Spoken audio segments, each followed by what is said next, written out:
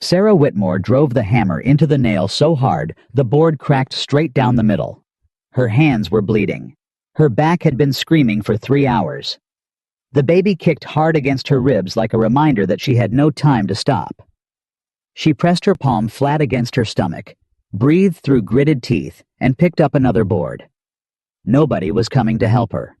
Nobody had ever come.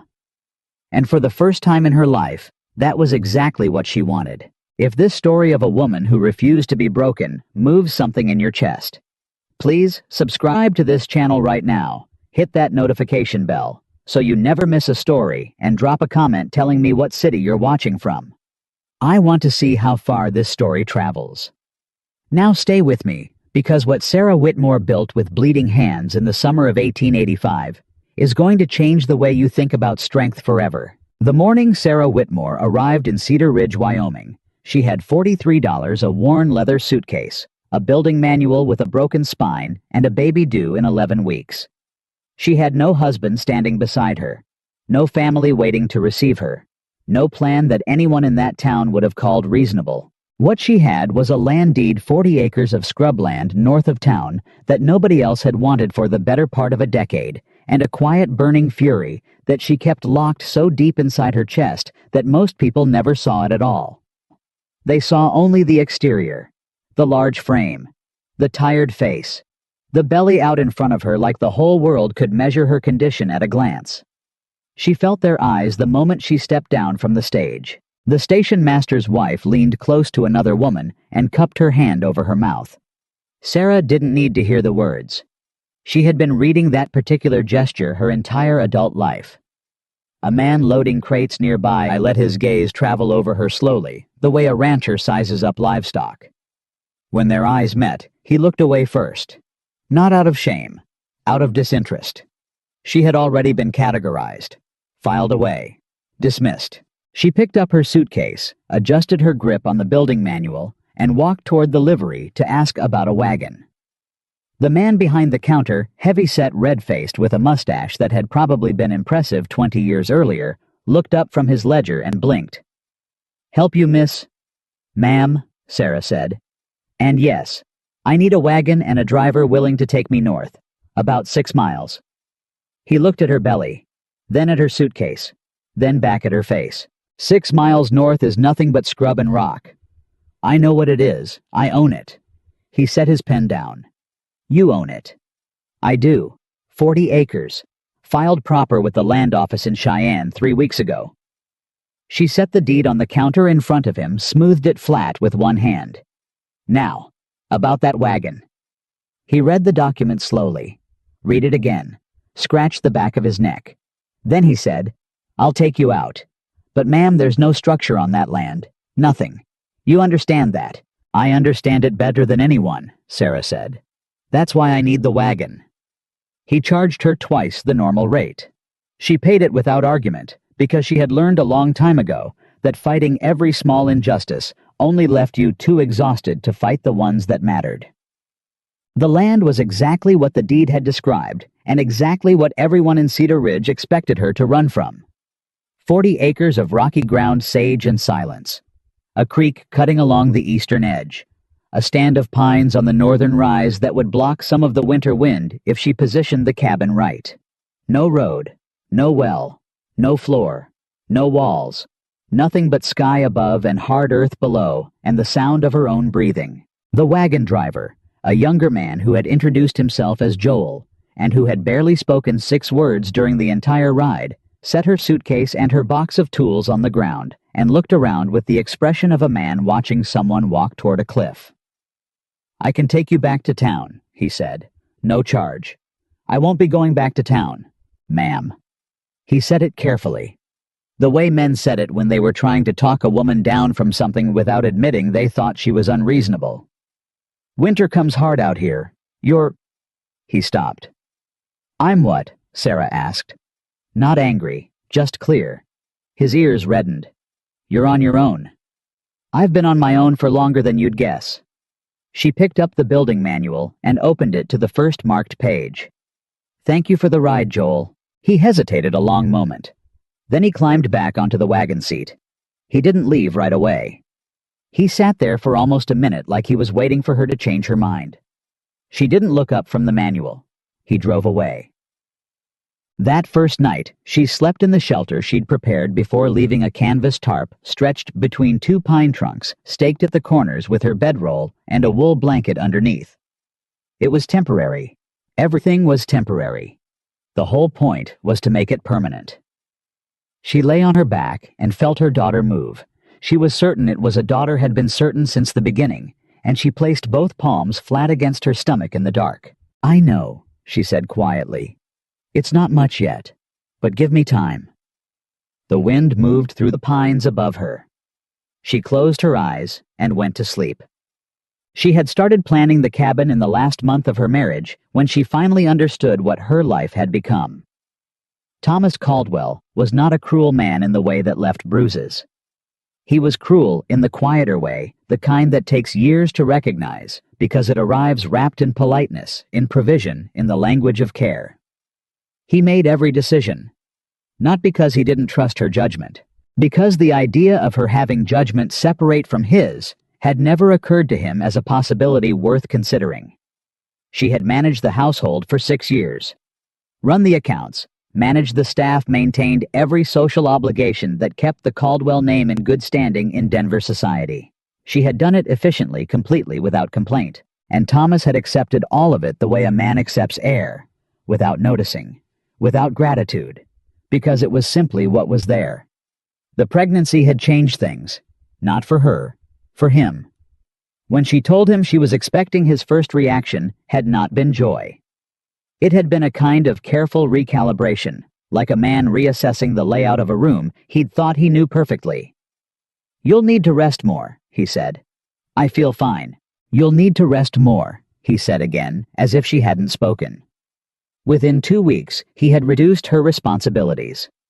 Within a month, he had eliminated them entirely, delegating everything she had managed to a male secretary he hired without asking her opinion.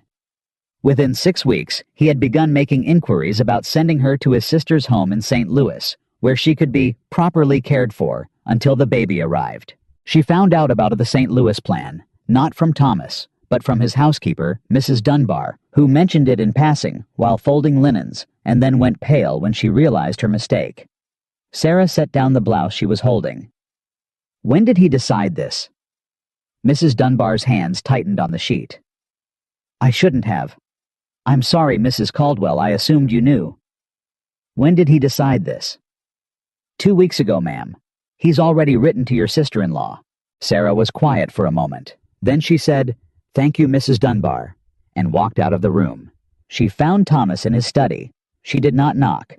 He looked up from his desk with the particular expression he used when she'd done something mildly surprising, not alarmed, not concerned, just faintly puzzled, the way a man looks at a piece of furniture that has shifted slightly from where he left it. "You're sending me to Margaret's," she said. He set down his pen. "I was going to discuss it with you this evening." "You've already written the letter." He was quiet. Then, "It's the sensible choice, Sarah. Margaret has space and her physician is excellent. You'll be properly looked after." "I'm properly looked after here." "You need more than the staff can provide." "I need," she said carefully, "to be consulted before my husband makes decisions about where I will and will not live." Thomas looked at her with that patient expression. The one that said he understood she was upset and that he was willing to wait for her to finish being upset so they could continue. "You're not being sent away," he said. "You're being cared for." "What is the difference?" "Sarah, what is the difference?" "Thomas, because from where I'm standing, both of them end with me going somewhere I didn't choose to do, something I didn't decide for reasons that were decided without me." He folded his hands on the desk. "You're not well." Those 3 words. Not "you're wrong." Not "let's discuss it." Not "I understand your concern." You're not well.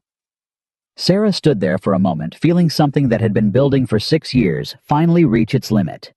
Not rage. Something quieter than rage. Something that had the weight of a decision behind it. "You're right," she said. "I'm not." She walked out of his study. She walked upstairs. She opened her wardrobe and took out the small cash box where she kept the household money. Money she had managed accounted for and stewarded for 6 years. Money that was by law jointly theirs. She counted it. $312. She took half. She took her mother's sewing box. She took the building manual from the shelf in the small reading room that Thomas had never once used. She took a single carpet bag of clothing, and she walked out of the house at 6 in the morning before Thomas or the staff were awake, and she did not look back. She had already looked back enough times. She had spent 3 weeks in Cheyenne before coming to Cedar Ridge.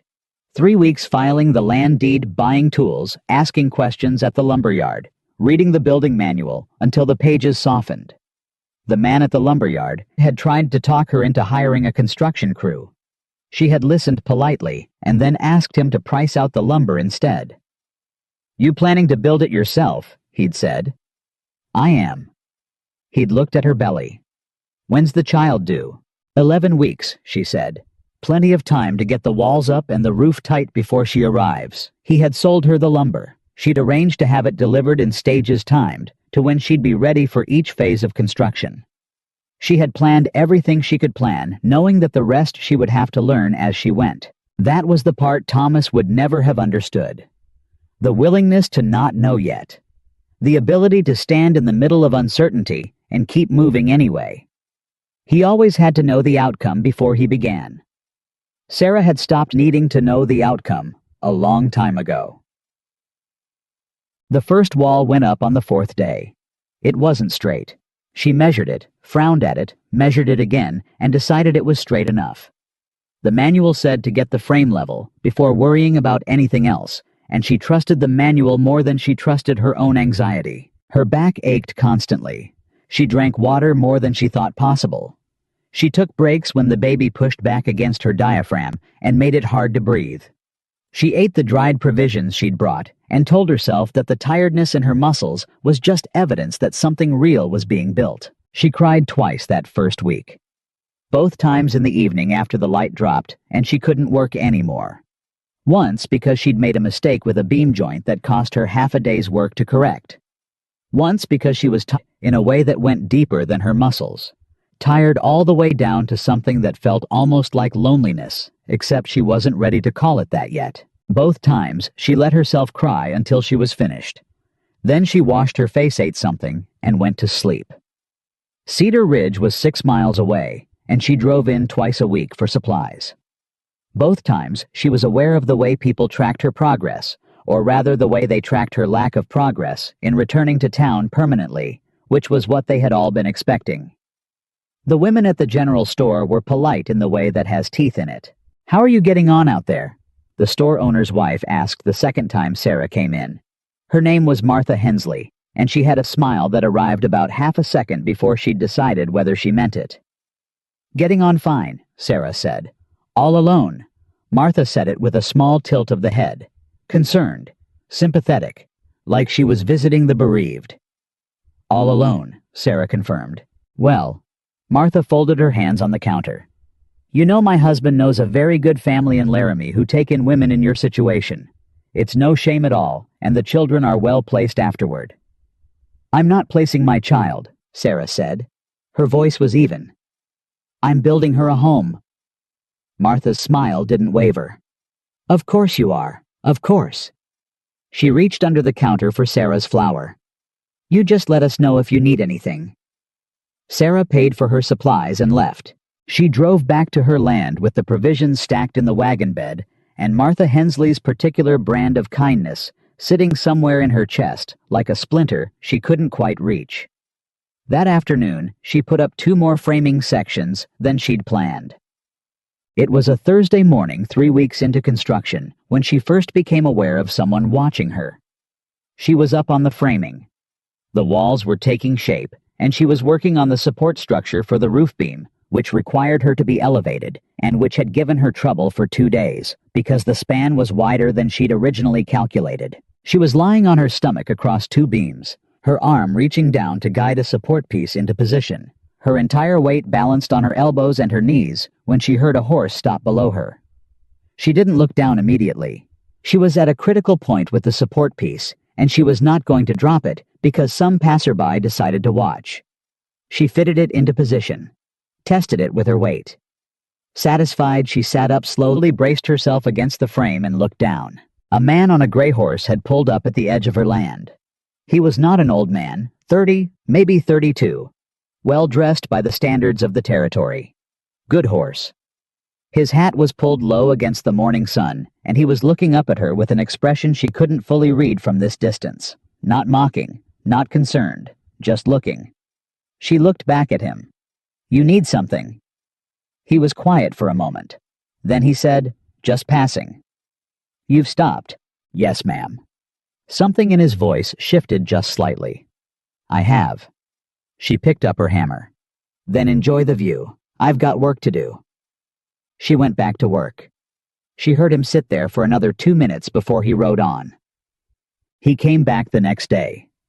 This time, he didn't stop at the edge of the property. He rode closer and dismounted, and he stood beside his horse, watching her work on the roof, framing with his hat in his hands. She was up there again. She had come to terms with the height over the past week, and the view from up top had started to feel like something she'd earned, and she heard his footsteps below. "Ma'am," he said, "my name is Ethan Carter. My family's ranch borders your property on the north side." She kept working. "I came yesterday," he said, "because my father sent me to talk to you." She stopped, turned to look down at him. "About what?" He didn't flinch at her tone. "He's concerned about your plans for this land. He wanted me to discuss it with you." "Discuss it," she repeated, "or offer to buy me out." A pause. He mentioned that as a possibility. "How much?" He said he'd go to $80. Sarah turned back to her work.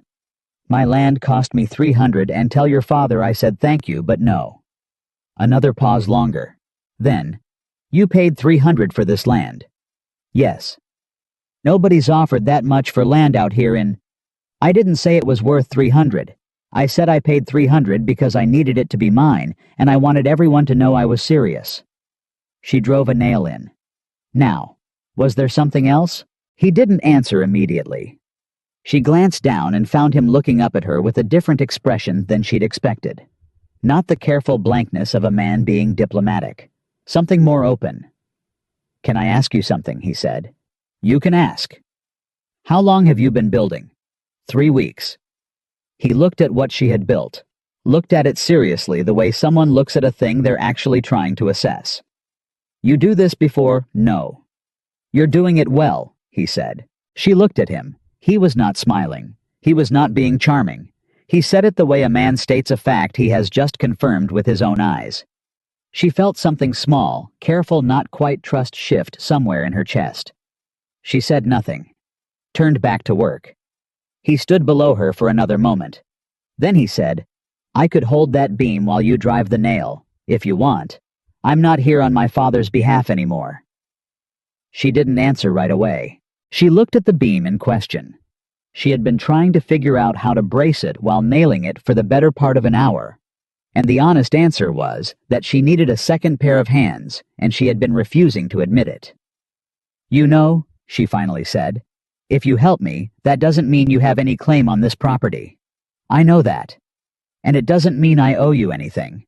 I know that too." And she said, "If you ever start acting like it does, you'll be off this land before you finish the sentence." "Yes, ma'am," he said.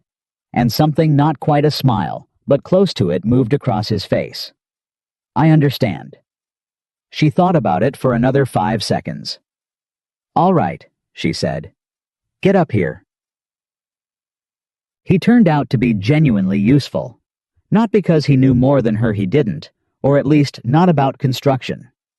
But because 2 pairs of hands solved problems that 1 pair couldn't, and because he followed her instructions without modifying them or second-guessing them or slowing down to tell her she was doing something wrong when she wasn't. They worked for 3 hours that first morning. He held beams while she nailed. She directed. He executed. When she paused to figure out the next step, he waited without filling the silence with talk, which was a quality she had not expected and which she found she valued more than she could have predicted. When they stopped for water around midday, he sat on a stump and looked at the framing from a slight distance, and then he said, "Can I ask you something else?"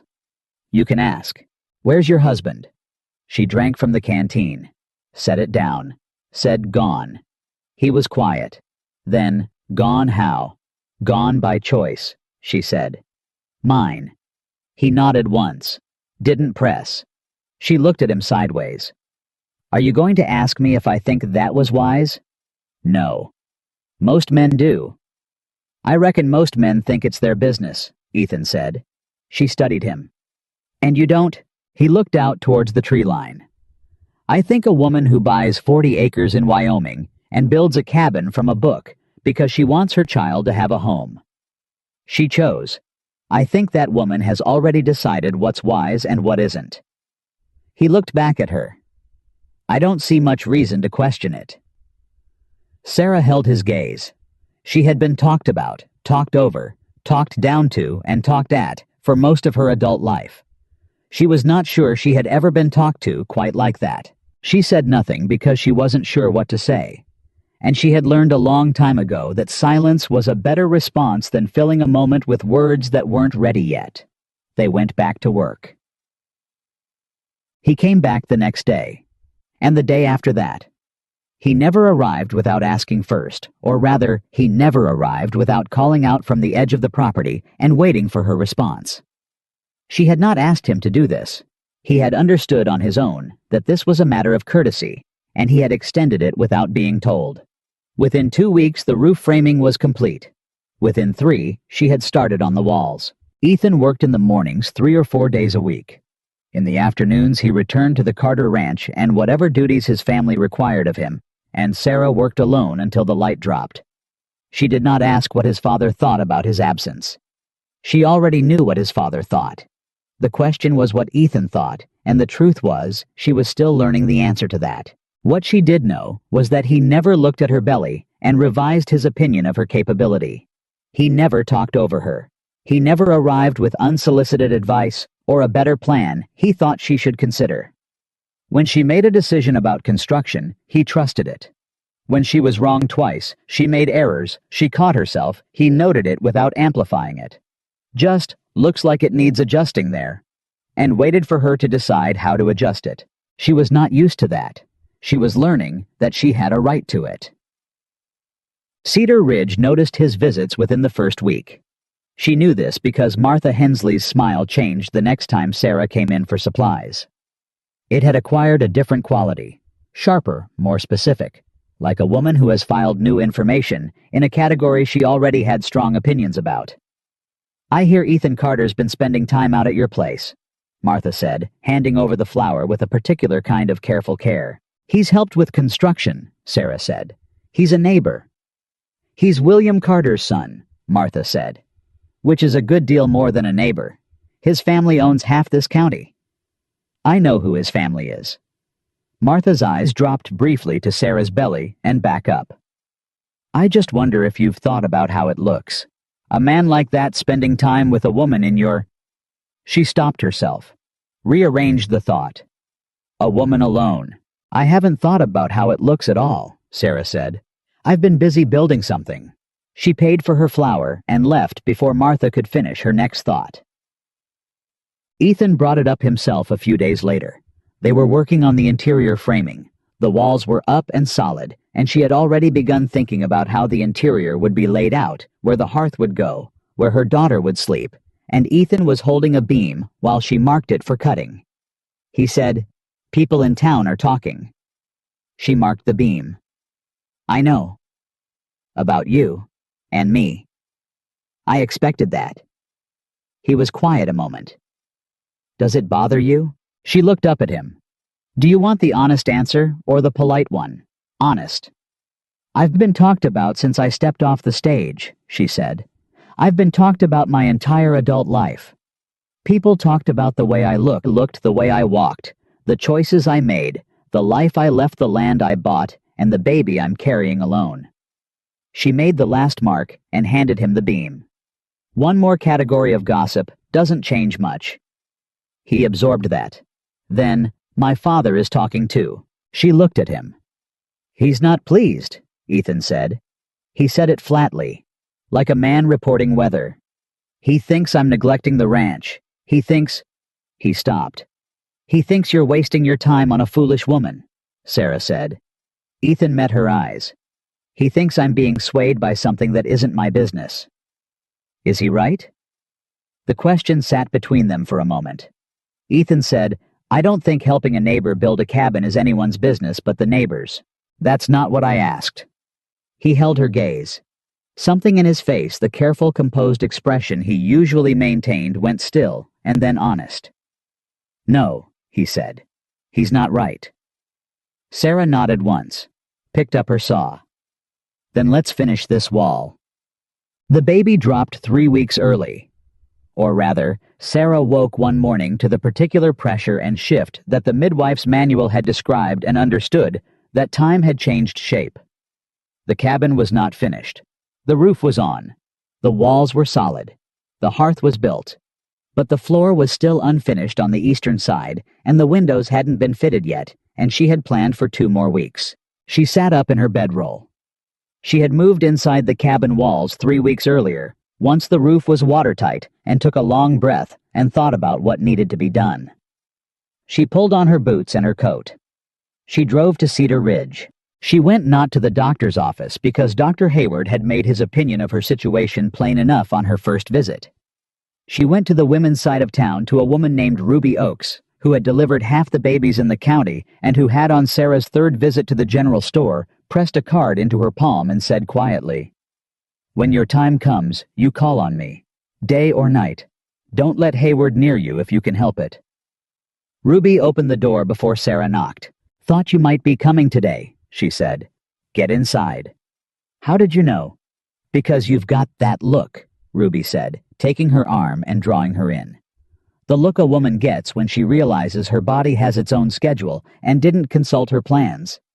She sat Sarah down in the kitchen, put a kettle on. How far apart? Not there yet, but close. Good. We have time. Ruby sat across from her, calm as stone. Is there anyone you want me to fetch? Sarah thought about it, just once.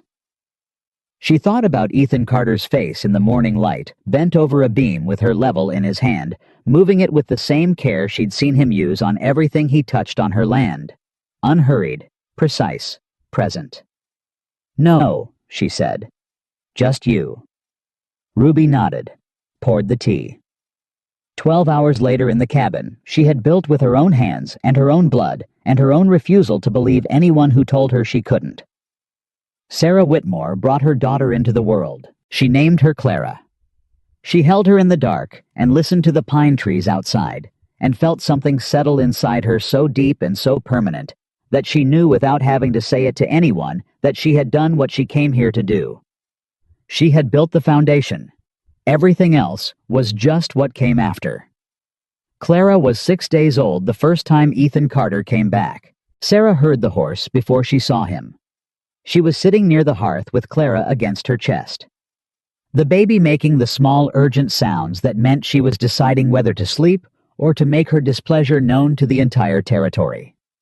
Sarah was running on 3 hours of fragmented rest and a determination she was holding together with both hands. She did not get up when she heard the knock at the doorframe.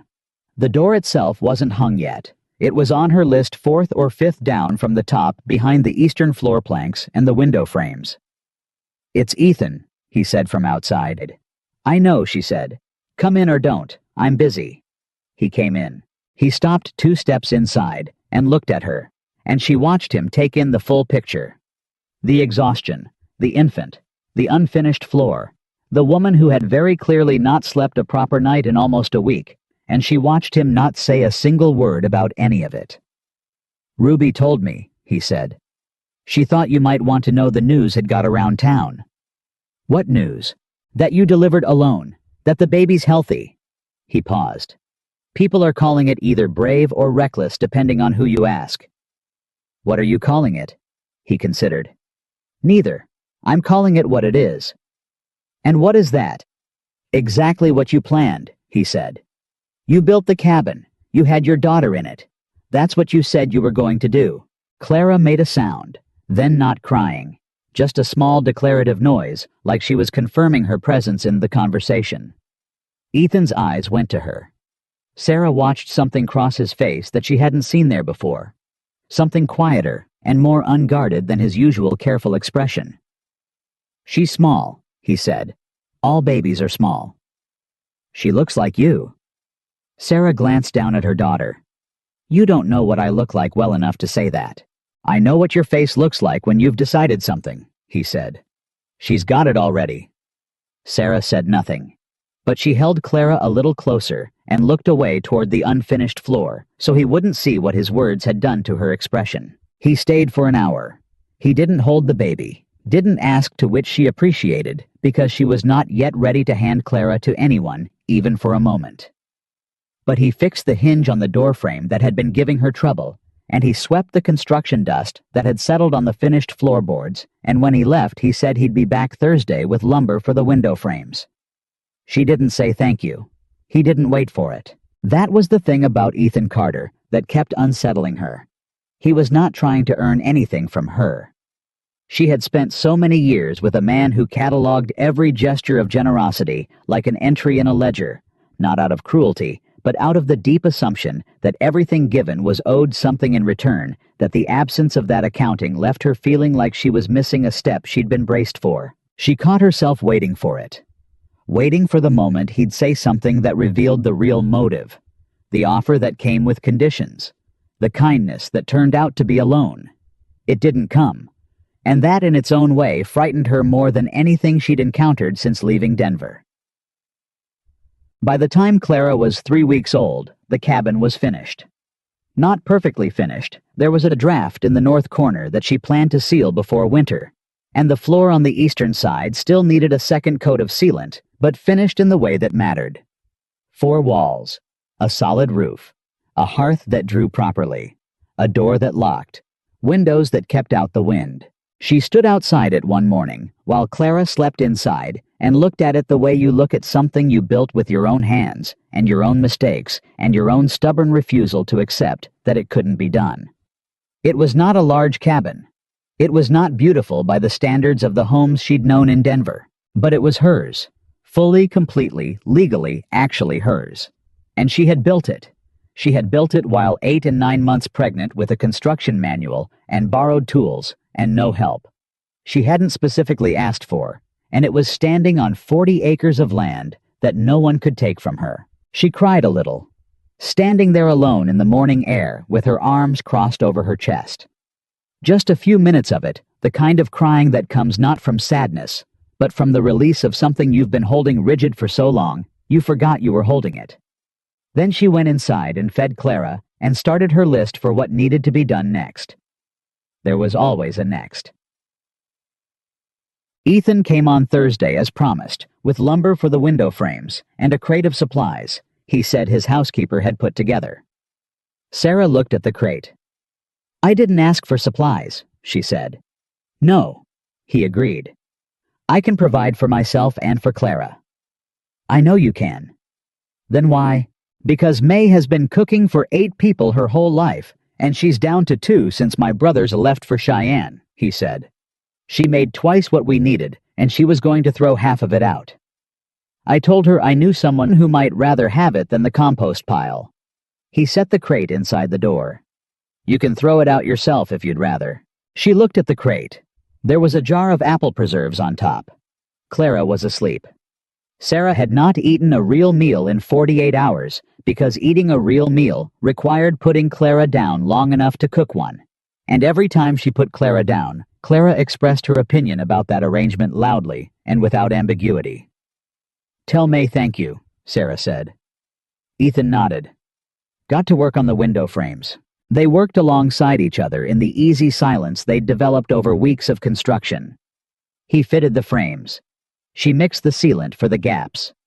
Clara slept through most of it, woke for a feeding, and went back to sleep with the particular self-satisfied expression of a baby who has arranged the world exactly as she prefers it.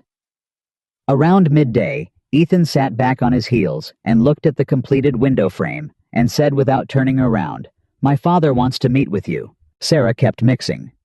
"Does he?" "He's asked twice. I've been putting him off." "Why?" Ethan turned then, and his face had the look it got when he was choosing words with particular care. Because I don't think he wants to meet you so much as he wants to assess you. And I don't think you need to be assessed by my father. Sarah looked up from the sealant. You don't need to protect me from your father, Ethan. I know I don't need to. Then don't. I'm not protecting you, he said. I'm telling you what I think the meeting would actually be so you can decide whether you want it. She looked at him for a long moment. What does he want? He wants to understand why his son has been spending 3 mornings a week on a neighboring property for the past 2 months. And what did you tell him? I told him I was helping a neighbor with construction. Ethan's voice was even. He said neighbors return the favor and move on. He doesn't understand why I keep coming back. Sarah set down the mixing spoon. Why do you keep coming back? The question landed between them with a weight she hadn't entirely intended. He looked at her steadily. Because I want to, he said. Because for the first time I can remember I'm doing something that feels like it matters. That feels like it's mine to decide. He paused. And because your company is better than anyone I've spent time with in a long while. She didn't respond right away. She was very still the way she got when something unexpected had arrived, and she needed a moment to let it settle. Then she said, Tell your father I'll meet with him. Ethan blinked. You don't have to. I know I don't have to. I want to. She picked up the spoon again. I've been managed and handled and talked around and protected from things my whole life. I'd rather face the thing than wait for it to come find me sideways. He was quiet a moment.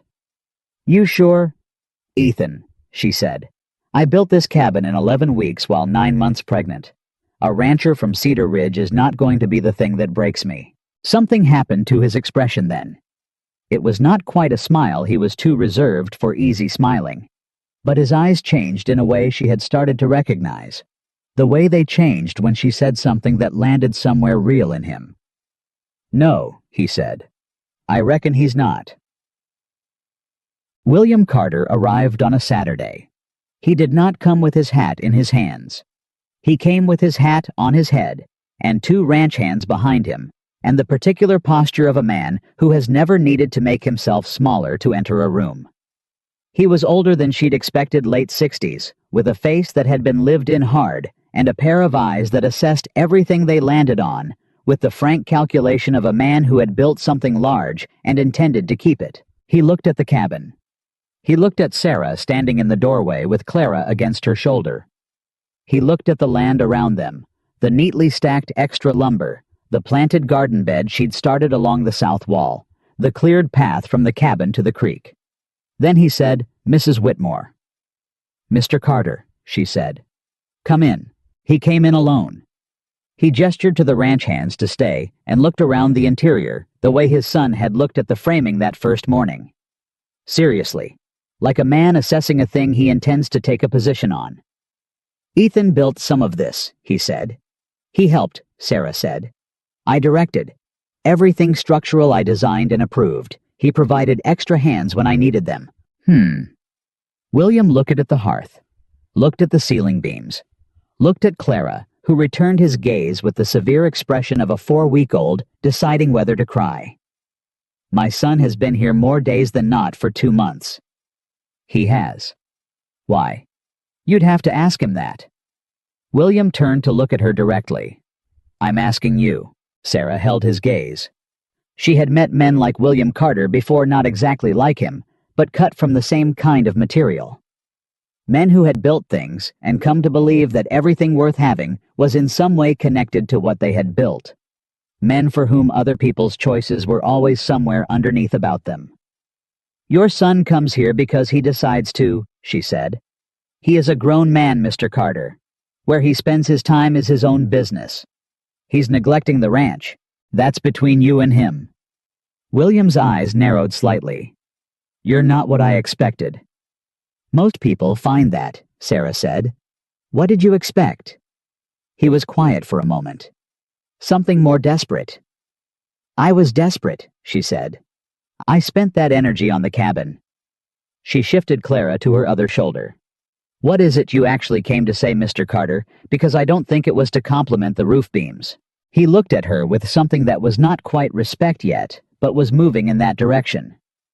I came to offer you an arrangement, he said. My family's property shares a fence line with your eastern boundary. That land has been nothing but scrub for 10 years. But you're making something of yours, and I can see that. He paused. I could offer you use of the Carter Well, better water rights than your creek in dry season, in exchange for right of passage across your land to the north grazing acreage. Sarah looked at him. That's a business offer. It is. Not a buyout. No. She thought about it. The creek was reliable right now, but she'd read the land records in Cheyenne, and she knew that 3 of the last 7 summers had been dry enough to drop the creek to a trickle. I'd want it in writing, she said.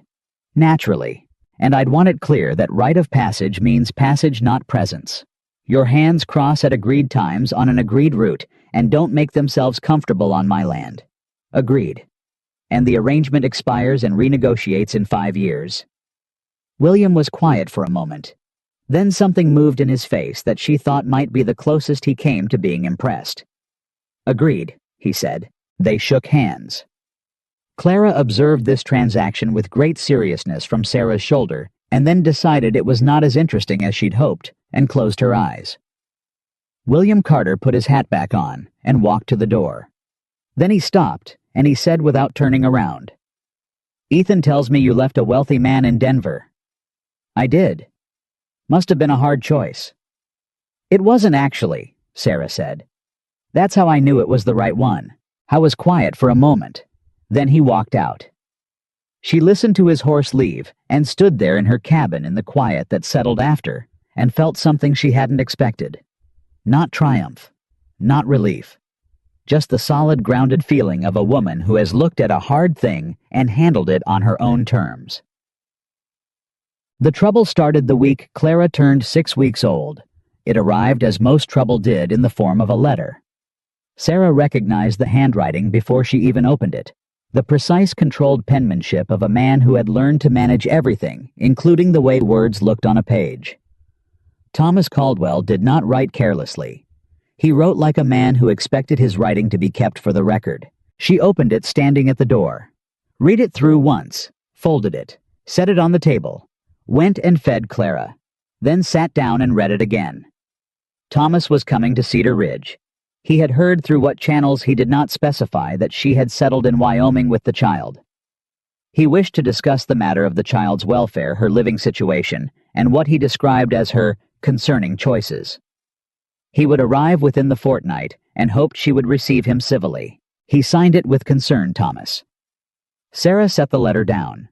She was not afraid. She was clear enough about her own feelings to know the difference between fear and the particular cold alertness that arrived when you recognized a threat and started calculating your response. Thomas had no legal claim to her because she had left a marriage she had right to leave.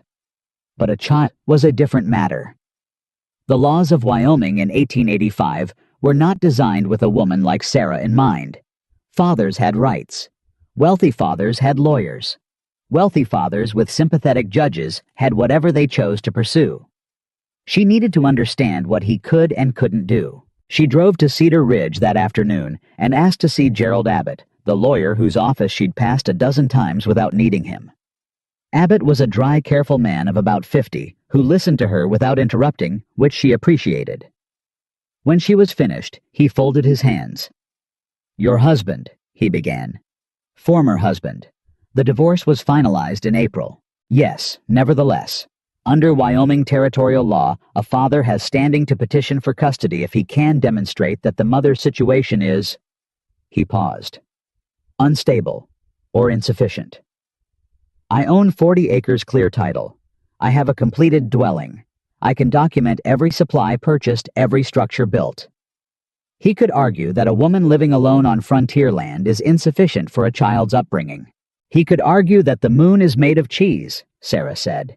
What matters is whether a judge would agree. Abbott considered. Do you have anyone who could speak to your character, the quality of your home, your fitness as a mother? She thought about William Carter shaking her hand. She thought about Ruby Oakes, who had delivered Clara and visited every week since. She thought about Ethan. Yes, she said. I do. Then prepare them, Abbott said. Because if Thomas Caldwell is coming here with lawyers, this is not a friendly conversation. She drove back to her land in the long afternoon light, and she sat outside the cabin and held Clara and thought about what she had built and what she had overcome and what was coming now. And she thought, I have been here before. Not on this exact land, not with this exact threat, but in this feeling. This place where everything I've built is at risk, and I have to decide whether to run or stand. She had run once. She had run all the way out here. And she had built something. She was not running again. She told Ethan the next morning. He came on Thursday as usual, and she handed him the letter the moment he walked through the door. He read it standing up, and she watched his expression move through several things. Attention, then recognition, then something tight and deliberate that settled in his jaw. He handed it back. When does he arrive? He says within the fortnight. I think he'll come sooner. Thomas doesn't telegraph. He likes arriving before people have prepared. Ethan was quiet. What do you need?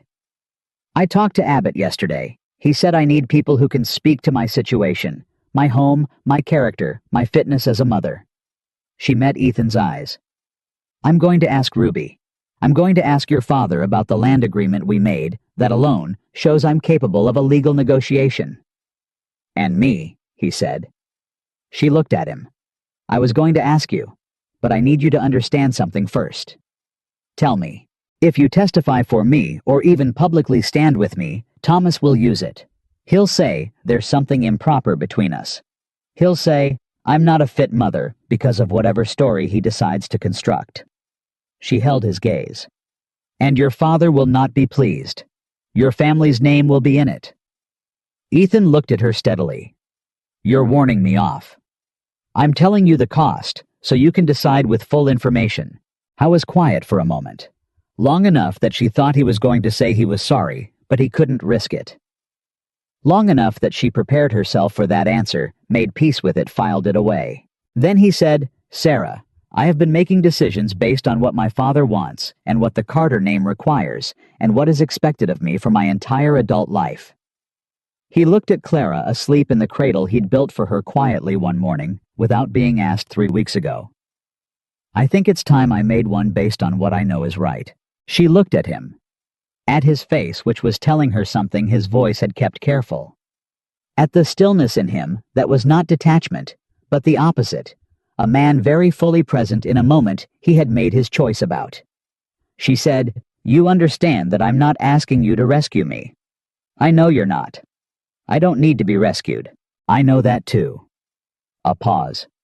But the truth is the truth. I was there when you built this. I know what you are as a mother, because I watched you plan for that child before she was born.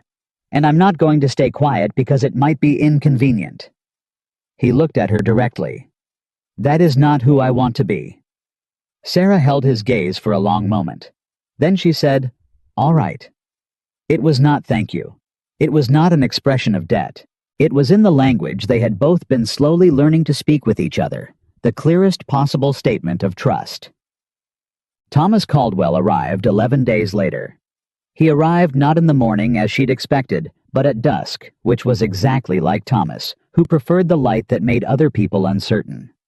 She heard a carriage on the road that wasn't a road yet, just the track she'd worn into the land with her own wagon over 3 months, and she looked out the window, and she knew. She set Clara in the cradle. She put on her good boots. She buttoned the top button of her dress.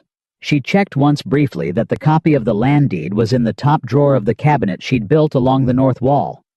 Then she opened the door and stood in it. Thomas stepped down from the carriage. He was exactly as she remembered him, well-dressed, composed with the particular groomed care of a man who never appeared anywhere without having prepared to appear.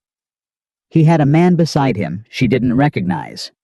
Young, carrying a leather document case. A lawyer. Thomas looked at the cabin. He looked at the garden.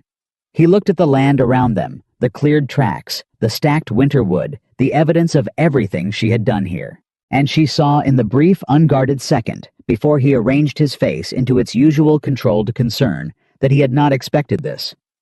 He walked up to her. Stopped. Said Sarah. Thomas, she said, you've come a long way. I came because I was worried about you. I know you think that, she said. Come inside.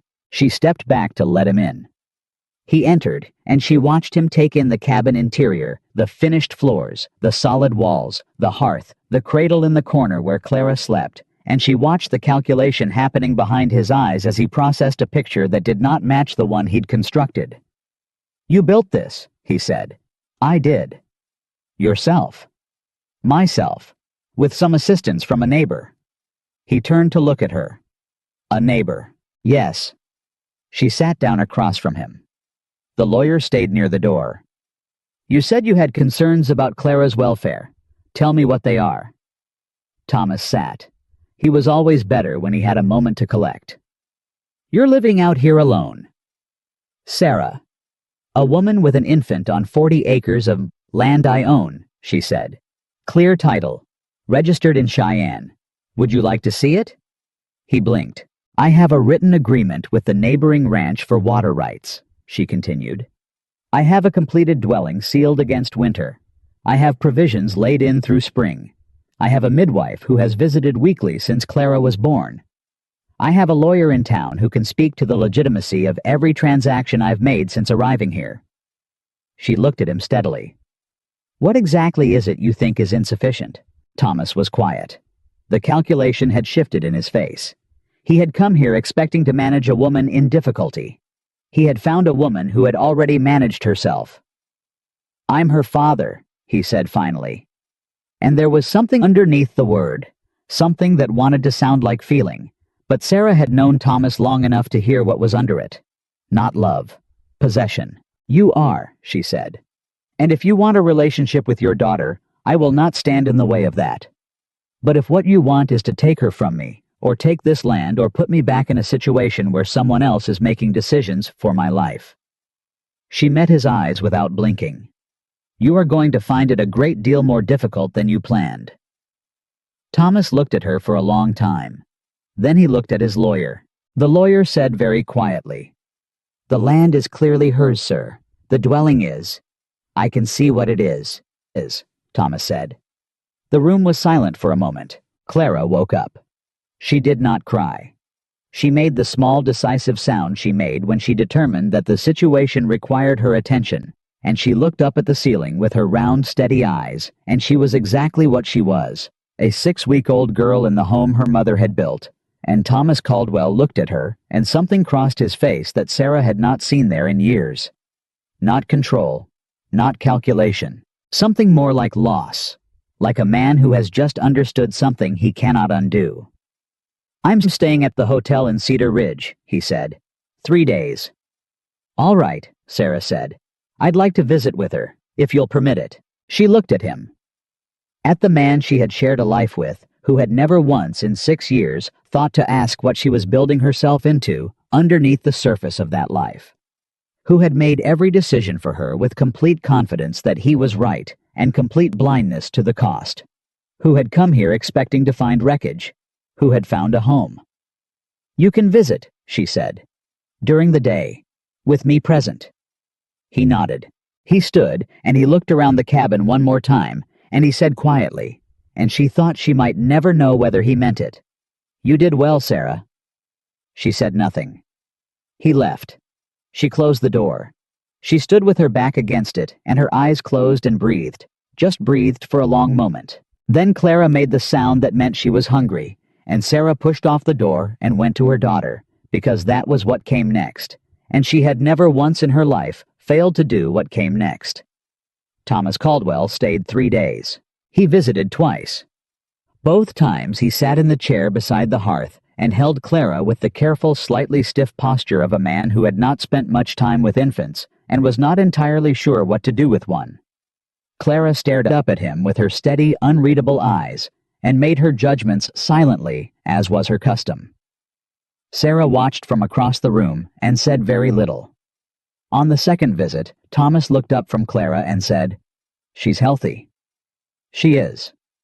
You're managing well. I am. He was quiet for a moment. I didn't think you would, he said. And it was not cruelty that was the thing about Thomas that had always made him hard to fight. He was never cruel. He simply stated what he believed with the full confidence of a man who had never been seriously wrong about anything he'd decided to have an opinion on. "I didn't think this was something you were capable of." "I know you didn't," Sarah said.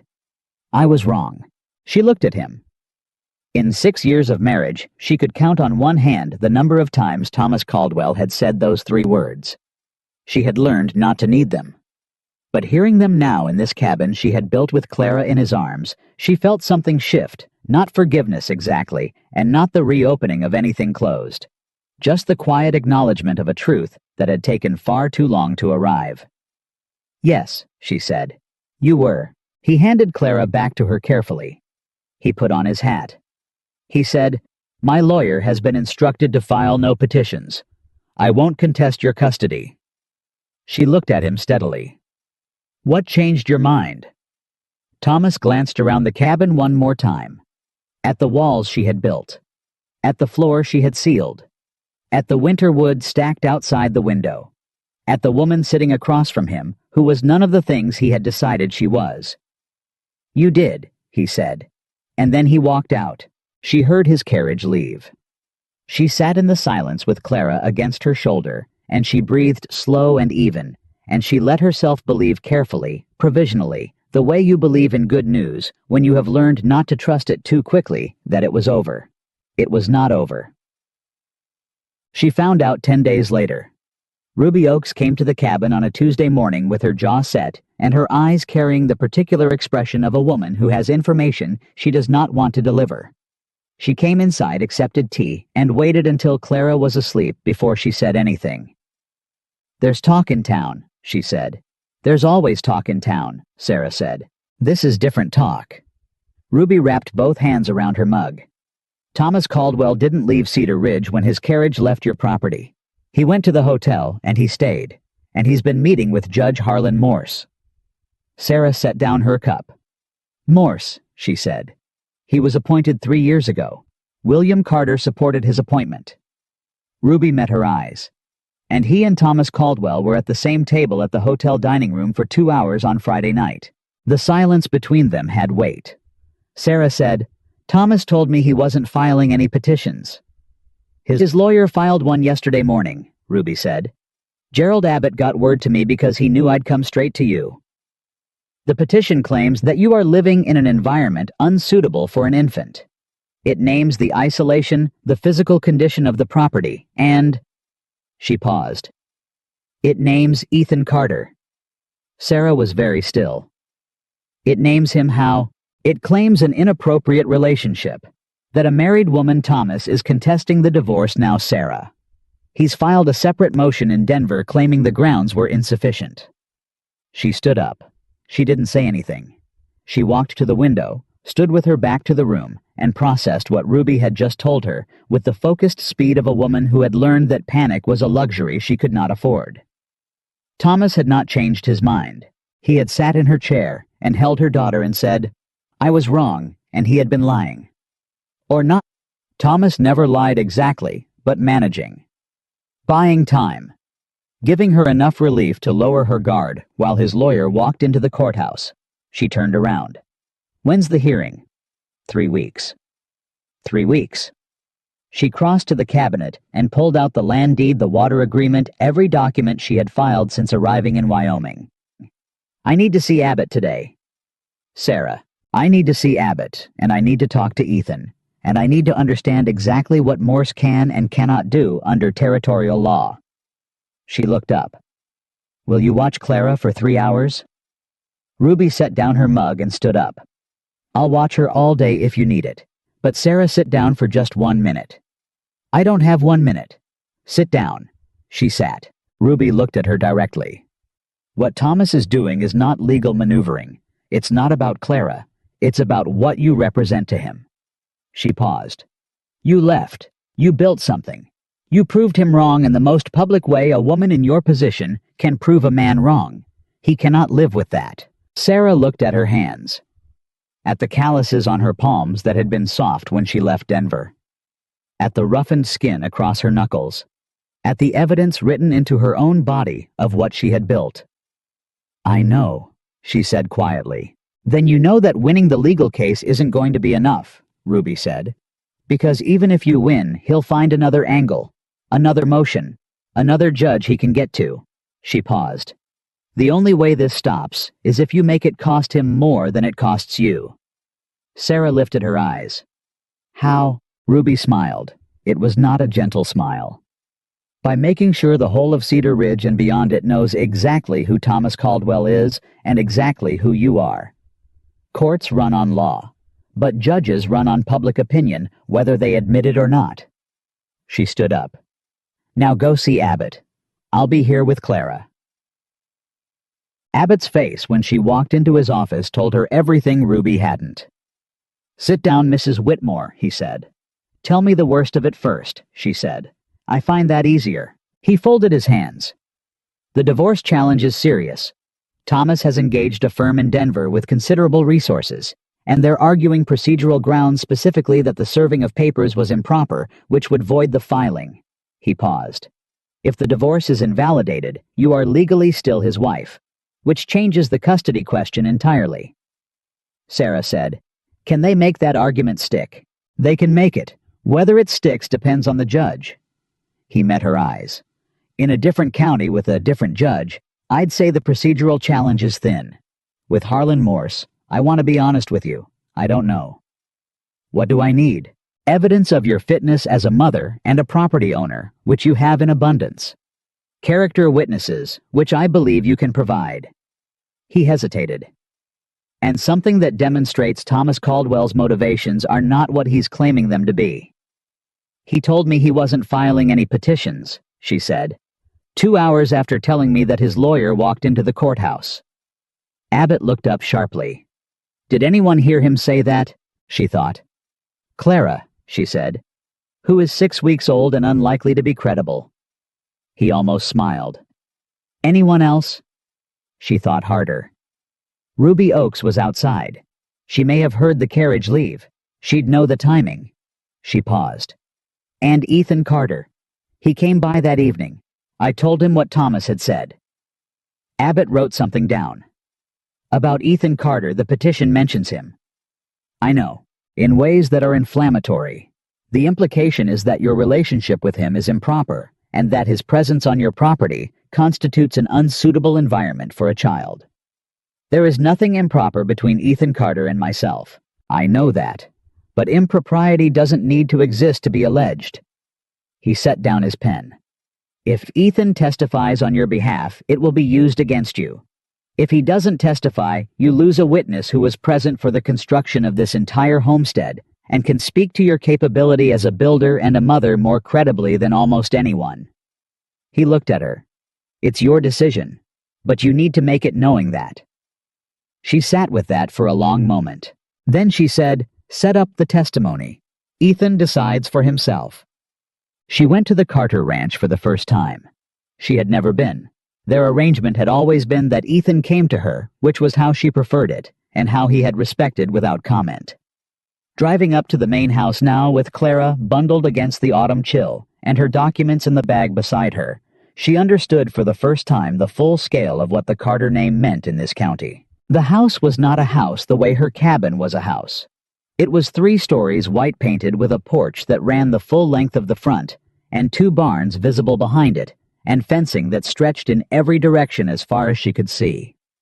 She pulled up and was met by a young ranch hand who took her horse with the quick efficiency of someone who did this 20 times a day. Ethan came out of the house before she reached the steps. He looked at her face. He said, Come inside. She told him in the front room, while Clara slept in the crook of her arm, with the door open, because she would not be in a closed room in another man's house, not even this one. She told him everything: Abbott's assessment, the divorce challenge, the petition, the motion. And then she told him what Abbott had said about his testimony. When she was finished, Ethan was quiet for long enough that she heard the fire in the next room shift. Then he said, He lied to you. He managed me, she said. There's a difference with Thomas. He doesn't think of it as lying. What does he think of it as? Handling a situation, she said. He's been handling situations his whole life. He handles them so smoothly that sometimes you don't realize you've been handled until you're already somewhere else. Ethan looked at her. "What do you need from me?" "I need you to understand the cost before you decide," she said. "If you testify for me, it gets used against me. If you don't, I lose a witness who knows more about what I built here than anyone." She held his gaze. "I'm not asking you to testify. I'm asking you to choose." "I'm going to testify," he said, simply, like it had already been decided for some time, and the formality of being asked was just catching up to the fact. "Your father." "My father and I are going to have a conversation," Ethan said. "That is long overdue." He stood up. "He's home. I'd like to have it now if you're willing to wait." She looked at him. "Ethan, you don't have to do this in front of me. I'm not doing it in front of you. I'm doing it because it needs to be done, and because you came here today, and because—" He stopped. He looked at Clara, then at Sarah. Then he said more quietly, "Because I am done making decisions based on what this family's name requires, instead of what I believe is right." She said nothing. She sat with Clara, and she waited.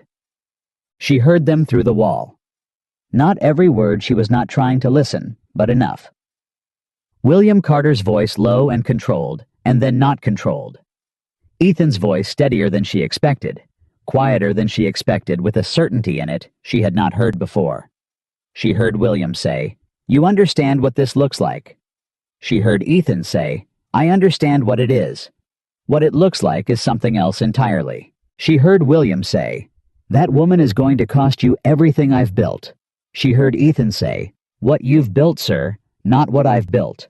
And I'm beginning to think those aren't the same thing." A long silence. Then William quieter. "She's got nothing, a cabin and 40 acres. And Ethan also quiet. "She built that cabin herself with a child due in 11 weeks from a book. What I've got is a name I inherited and land I didn't earn. I know which one I respect more." She stopped listening then, because what came next was not hers to hear. She looked down at Clara, and she thought about what it cost a man to say a thing like that to his father. What it required him to give up, not just in the argument, but in everything that came after. She thought about the particular weight of family expectation, which she knew something about, though hers had looked different. The way it sat on you. The way you could carry it for years without recognizing it as a weight, because you'd never known what it felt like without it. Ethan came back into the room 20 minutes later. His face was composed, but there was something different in it, something that had been carefully held in a certain shape for a very long time, and had now settled into a different one. Like a man who has put something down after carrying it so long, he'd forgotten he was carrying it. "He won't interfere," Ethan said. "He won't support the testimony, but he won't work against it." "That cost you," Sarah said quietly. "Yes," he said. He sat down. "It did." She looked at him. "I'm sorry." He looked back at her with a directness that was at this point one of the most familiar things she knew about him. "Don't be. I should have done it years ago." He paused. "I'm going to testify. And I'm going to tell the truth about what I saw. That's all I can do." "It's enough," she said. He nodded once. "Tell Abbott." The 3 weeks before the hearing were the hardest of any Sarah had spent in Cedar Ridge, harder even than the first weeks of construction, because then she had been working against nature and indifference, which were honest opponents. Now she was working against something that wore the shape of law, but had malice underneath it, and that required a different kind of endurance. Thomas remained in Cedar Ridge. He did not visit the cabin again. But she felt his presence in town the way you feel weather before it arrives, in the way people's eyes shifted when she came in for supplies, in the way Martha Hensley's smile had acquired a new quality of careful distance, in the way the station master's wife moved slightly when Sarah passed her on the boardwalk. Thomas was talking to people. She didn't know exactly what he was saying, but she knew the effect the slow, polite withdrawal of a town that had never been fully warm, but had at least been neutral, and was now sorting itself into camps. Ruby Oaks told her to ignore it. "He's spending money and time on people who weren't going to testify for you anyway," Ruby said. "Focus on who you have." What she had was Ruby, who had attended the birth and visited weekly and kept detailed notes, because Ruby kept detailed notes about everything. She had Gerald Abbott, who had built a careful document-by-document account of every legal transaction Sarah had made since arriving in Wyoming. She had the land deed, the water agreement, the receipts from the lumber yard, and the building manual with her own handwritten notes in every margin. And she had Ethan, who arrived the morning before the hearing with his good suit on and his hat in his hands, and said simply, "Tell me what Abbott wants me to say." "Tell the truth," Sarah said. "That's what I planned." He looked at her. She'd been up since before dawn, and she looked it. "You sleep at all?" "Some." "Clara." "Slept fine. She's not the one with a hearing in the morning." He sat down across from her. "I want to tell you something before tomorrow." She looked at him. "Whatever happens in that courthouse," he said, "this land is yours, that cabin is yours, Clara is yours. I don't care what Morse decides, or what Thomas Caldwell pays for, or what any judge in Wyoming Territory has to say about it. You built something real. That doesn't unbuild itself because a man in a black robe signs a paper." She looked at him for a long moment. "You're talking like we might lose." "I'm talking like the truth matters regardless of the outcome. The truth matters most when we win," she said. "So let's make sure we win." He almost smiled. "Yes, ma'am." The courthouse in Cedar Ridge was a single room that smelled of pine and old paper, with 2 rows of benches and a raised platform at the front where Judge Harlan Morse sat with the practiced stillness of a man who had learned to look impartial. Sarah walked in with Abbott on one side and Clara in her arms, and she heard the room shift when she entered the small collective intake of attention. The heads turning the particular quality of silence that means a lot of people have been talking about you and have stopped the moment you appeared. Thomas was already seated at the opposite table. He looked exactly as he always looked, pressed, composed, prepared. His lawyer was beside him with the leather case and an expression of professional neutrality. Thomas did not look at her. She sat down, settled Clara in the crook of her arm, arranged her documents on the table, and waited. Morse opened the proceedings with the careful language of a man who intended to appear thorough. He outlined the petitions, the custody question, the divorce challenge, the suitability claim. He spoke for 12 minutes, and Sarah listened to every word, and she understood by the end of those 12 minutes that the man was predisposed. Not overtly, not in any way that could be named, but in the small choices of language, the petitioner's concerns, used for Thomas's claims, versus the respondent's situation, used for hers, she heard it. The slight, careful tilt of a man who had already decided and was now constructing the appearance of process. Ruby went first. She stood at the front of the room in her best dress, with her notebook of observations, and she answered Abbott's questions with the precise, unflinching clarity of a woman who delivered babies for a living and was not impressed by courtrooms or judges. "I attended the birth on September 14th, she said. "The cabin was finished watertight and warm. The mother was exhausted but fully capable. She was calm. She was prepared. She had a supply of provisions laid in for the winter, a clean water source, and a plan for every contingency I could identify." She paused. "I have attended 112 births in this county. Sarah Whitmore is among the most prepared mothers I have encountered." Thomas's lawyer had 3 questions. "Isn't it true that the birth was unattended by a physician?" "It was attended by me," Ruby said. "I am a certified midwife with 23 years of practice. Physician attendance was not available for the majority of the births in this county." "Isn't it true the cabin was not complete at the time of the birth?" "The cabin was weather-tight, heated, and structurally complete. The flooring in one corner was not yet finished. It was finished 6 days later. In your opinion, is a single woman living alone on frontier land an appropriate environment for an infant?" Ruby looked at the lawyer with the expression of a woman who has heard a very stupid question asked by someone who should know better. "In my opinion," she said, "an infant requires warmth, shelter, nourishment, and a mother who is present and capable. Mrs. Whitmore provides all 4. The number of parents present is considerably less relevant than the quality of the one who is." Thomas's lawyer sat down. Abbott called the land records. He walked Morse through every document, the deed, the Cheyenne filing the water agreement with the Carter Ranch, the lumber receipts. He built the picture slowly and carefully, the way you build a wall 1 layer at a time, until the thing was undeniable. Thomas's lawyer objected twice. Morse sustained one objection, overruled the other. Sarah watched the judge's face, and she kept her own face still. Then Thomas's lawyer stood up and called Thomas. And Thomas told his story. He told it the way he told everything controlled, reasonable, measured. He spoke of concern. He spoke of duty. He spoke of a father's right to know his child was safe. He spoke of isolation and hardship and the challenges of frontier life for an infant. He never raised his voice. He never said an unkind word about Sarah directly.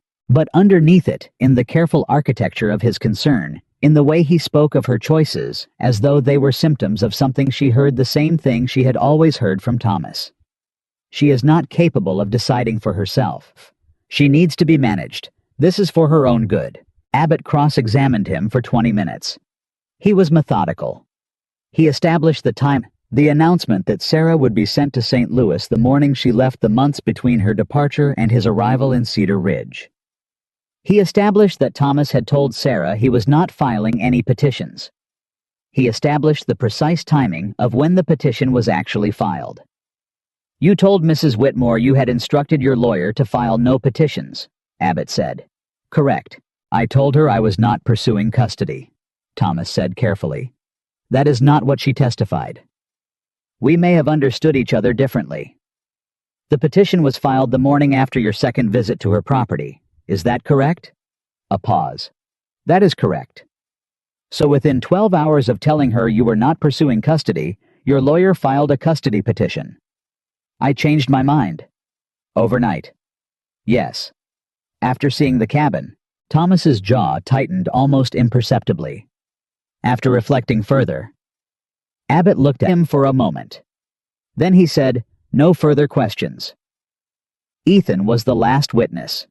He walked to the front of the room, and Sarah watched the room watch him.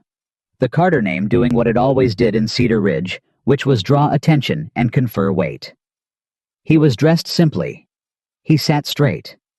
He looked at Abbott when Abbott spoke, and at Morse when Morse spoke, and at no one else. Abbott said, "You assisted Mrs. Whitmore in the construction of her cabin, is that correct?"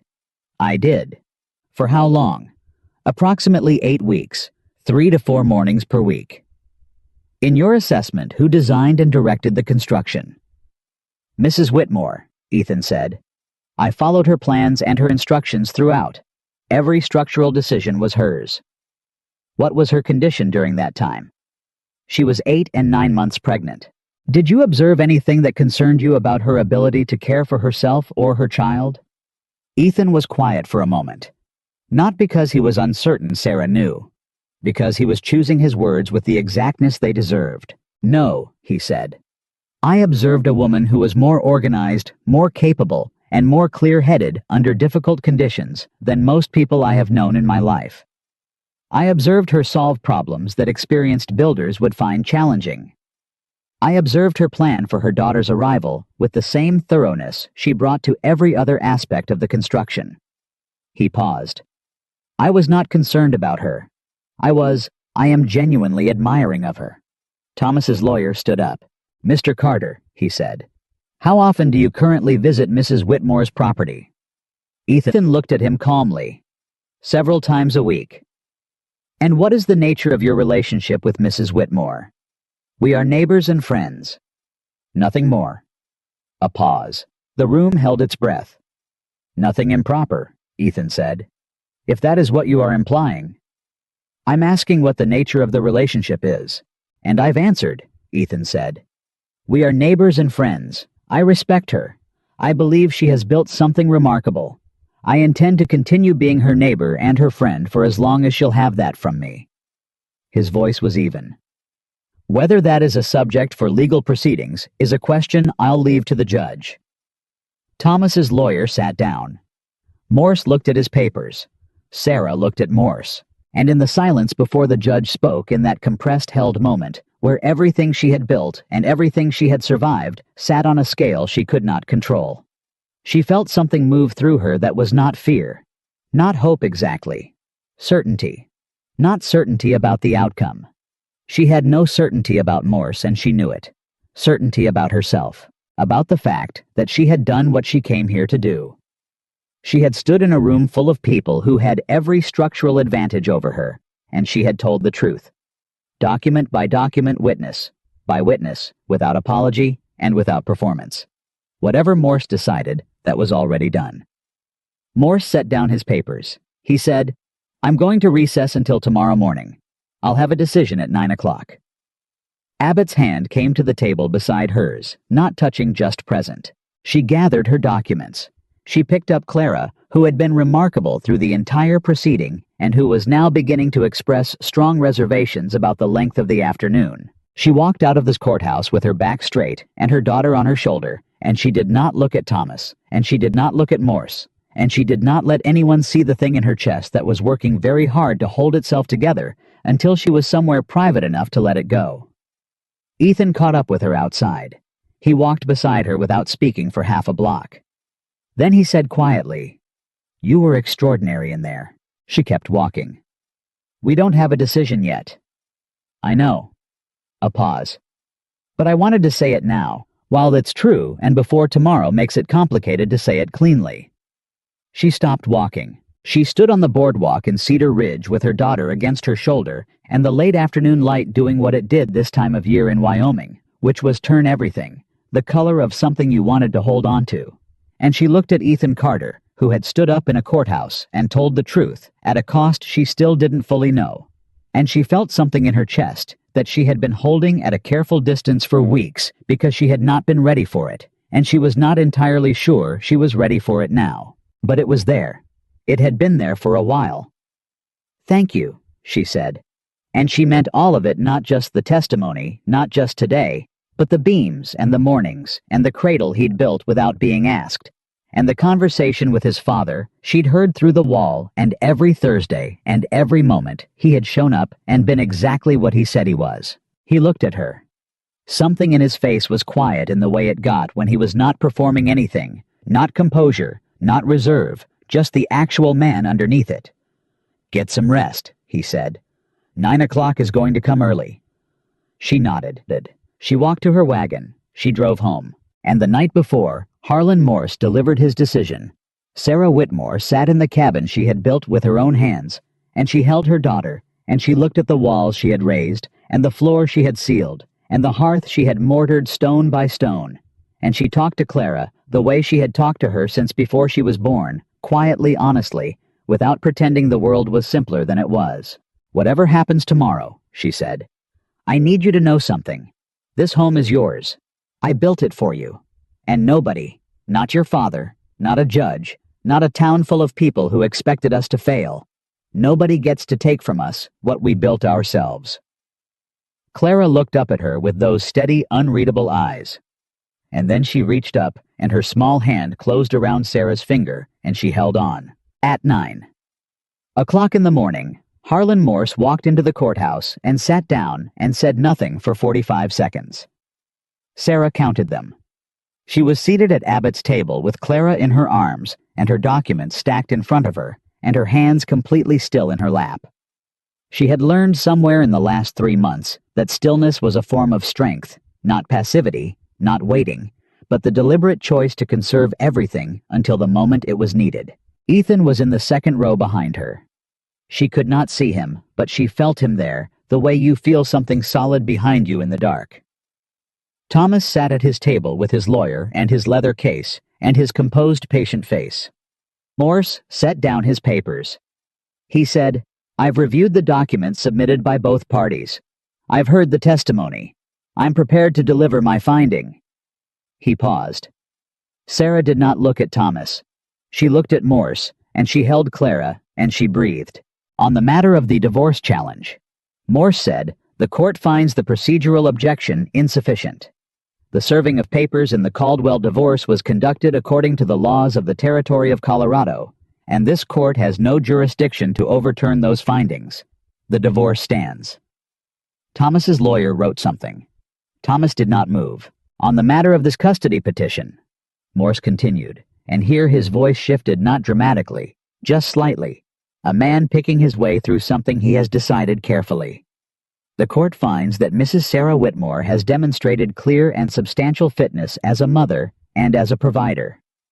The property at 40 acres north of Cedar Ridge is legally registered structurally sound and maintained to a standard appropriate for the raising of a child. He looked up from his papers. The petition is denied. The room released. Not loudly, it was a courthouse, and the people in it were constrained by the location. But she heard it. The small collective exhale. Ruby's hand finding her shoulder from the row behind. Abbott's pen going still. Sarah looked down at Clara. Clara looked back at her with those eyes. "Ma'am," Morse said, and she looked up. He was looking directly at her, and his expression had something in it she had not expected. Not warmth exactly, but something like acknowledgement. One person recognizing another. "The court finds no basis for any further proceedings in this matter." He stood. The room stood. Thomas's lawyer was already gathering papers. Thomas himself sat for a moment longer than everyone else, which was the first uncontrolled thing she had seen from him since he arrived in Cedar Ridge. Just a moment, 2 seconds, maybe three, where he sat in his chair while everyone around him moved and he was very still and she could not see his face. Then he stood. He straightened his coat. He picked up his hat. He did not look at her as he walked out. She watched him go. And she felt not triumph. Not the sharp high heat of winning she might have expected, something quieter and more permanent. The feeling of a door closing that had been ajar too long, letting in a draft she'd learned to live with, and the sudden startling warmth of a room that was finally sealed. Ruby's arms came around her from behind Clara and all, and Ruby said into her ear, "There it is." Sarah said, "There it is." Abbott found her outside going over the formal copies of the ruling. "He'll appeal," Abbott said. "Not unkindly, just carefully. Can he win an appeal? Not on these facts, not without something new." He paused. "He could try to manufacture something new." "Then we'll handle it when it comes," Sarah said. "If it comes." Abbott looked at her with the expression of a man who had seen a great many legal battles and could recognize when someone had the stomach for a long one. "Yes," he said. "I think you will." He handed her the papers. She tucked them into her bag beside Clara. Ethan was waiting at the bottom of the courthouse steps. He had his hat in his hands, and he was watching her come down with an expression that was quieter than she expected, not celebratory, but something deeper. The kind of look that is not about the outcome, but about everything that led to it. "It's done," she said when she reached him. "I know." A pause. "How do you feel?" She thought about it honestly. "Like I need to go home," she said, "and split some wood, and feed my daughter, and not think about Thomas Caldwell for about a week." Something in his face eased. "That sounds about right." "You should go see your father," she said. He looked at her. "I mean it," she said. "What you did in that courtroom, what you said to him at the ranch that cost you something real. Go tend to it." Ethan was quiet for a moment. "He's not an easy man to tend to." "I know. Go anyway." She shifted Clara to her other arm. "Come by Thursday if you want. There's still sealant work on the north corner." He looked at her for a long moment. The morning light was doing what it did this time of year, sharp and clean and honest, and in it, she could see his face completely, the tiredness, the relief, the thing underneath both that he had not said, and that she had not asked him to say. "Thursday," he said. She nodded, walked to her wagon. She drove home with the ruling in her bag, and her daughter asleep against her chest, and the road opening up ahead of her straight north, 6 miles to land that was hers. She split wood for 2 hours when she got home. Not because she needed to, she had enough split wood to last the month, but because her body needed something to do with the feeling inside her, and splitting wood had been the thing that worked since the beginning. The clean physical reality of it. The way the grain gave under the axe if you read it right. The evidence immediate and undeniable of work completed. When she was done, she sat on the step and looked at the stack and felt the quiet settle around her. Thomas would appeal. Maybe. Abbott thought perhaps probably not. Either way, she would handle it. She had handled everything else, and she had done it without losing the thing that mattered herself, her daughter, this ground under her feet. Clara woke up inside and announced it with the particular urgency she reserved for hunger, and Sarah went in and fed her and sat in the chair by the hearth and let the afternoon move around her at its own pace for the first time in weeks. She had not realized until this moment how much of herself she had been holding clenched for the past month. How much energy had gone into preparation and readiness and the constant low-level vigilance of knowing a threat was circling. It had been like bracing against a wind so long that when it stopped, you forgot for a moment how to stand without leaning. She let herself lean into the back of the chair. Clara fell asleep again. The fire did what fires do, and Sarah Whitmore sat in the cabin she had built and breathed for the first time in a very long time, without anything pressing up behind the breath. Ethan came Thursday as he'd said. He looked better than he had outside the courthouse. Not lighter, exactly. Whatever had happened between him and William Carter in the intervening days had clearly not been simple, but clearer. Like a man who has walked through something difficult and come out the other side knowing more about himself than he did before. He worked on the north corner sealant without comment. Sarah worked on the kitchen shelf she'd been framing since before the hearing. Clara slept in the cradle he'd built, which was positioned now in the main room where she could see it from wherever she was working. Around midday, Ethan said, "I talked to my father." "How did that go?" "He's not pleased." A pause. "But he's not disowning me either, which I wasn't entirely sure of." "He mixed the sealant. He said you were a difficult woman." Sarah looked up. "What did you say?" "I said that was probably the most accurate thing he'd ever said about you." Something moved at the corner of his mouth. "He didn't find that as funny as I did." She looked at him. "What else did he say?" Ethan was quiet for a moment. "He said that a man who throws away his family's future for a woman on 40 acres is a fool. And I told him the 40 acres was 52 now, since the creek access on the south boundary I registered last week." He looked at her sideways. "And that I didn't think I was throwing anything away. I thought I was starting something." She set down her hammer. "Starting what?" He looked at her directly. Ethan Carter, who said things simply and exactly when he chose to say them, who had never once given her cause to doubt what he meant. "Something I get to choose," he said, "for the first time." The room was very quiet. Clara made a small sound in her sleep. Outside, a magpie made the only kind of commentary magpies make, sharp and without concern for whether it was wanted. Sarah looked at Ethan for a long time. She was a woman who had learned to read what was underneath language, who had spent years in a marriage where what was said and what was meant were rarely the same thing. She was looking now, and she could find no gap between them. No management. No agenda underneath the surface. Just a man who had decided something and was telling her what it was. "I'm not an easy woman," she said. "Your father was right about that." "I know. I make my own decisions. I always will." "I know that too. And I'm not looking for someone to take care of me." "Sarah." He said it quietly. "I know. That is not what I'm offering." "What are you offering?" He was quiet for a moment. The careful kind of quiet that meant he was saying the true thing instead of the convenient one. "Company," he said, "and honesty. And someone who thinks what you've built here is one of the finest things he's ever seen, and who would like, if you'll have it, to keep being nearby while you build whatever comes next." She looked at him.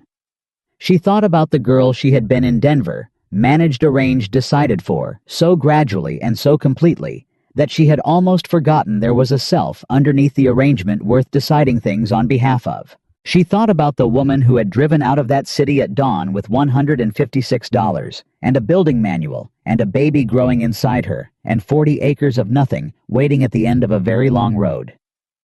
She thought about what it had taken, what she had done, what she was, and she thought about this man who had come to her land on his father's errand and stayed because he chose to, who had carried beams and built a cradle and stood up in a courthouse and said the truth out loud, in a room full of people for whom the truth was inconvenient. "Thursday," she said.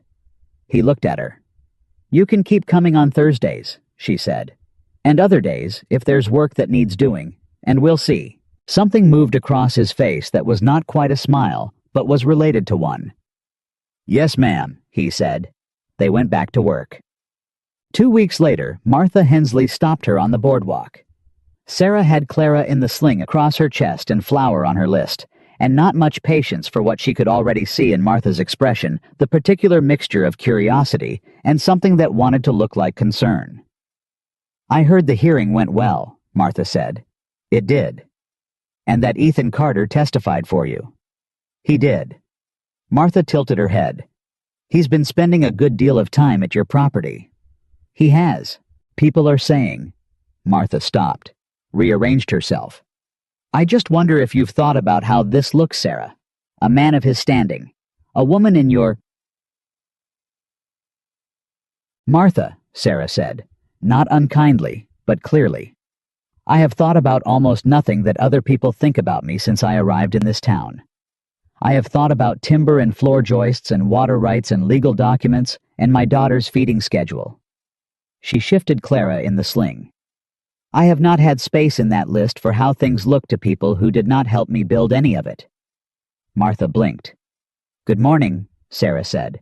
She went into the general store and got her flour. Tag. The letter from Thomas came a month after the hearing. She recognized the handwriting, and she held it for a moment before opening it, bracing for what was inside. Then she opened it. It was short, 3 paragraphs. He was not appealing.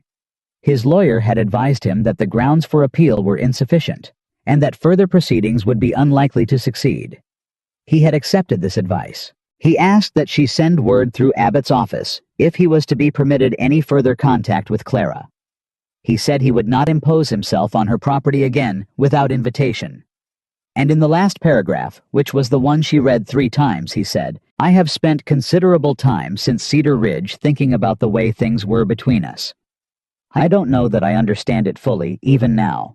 But I know that what you have built in Wyoming is something I would not have believed possible when you left Denver.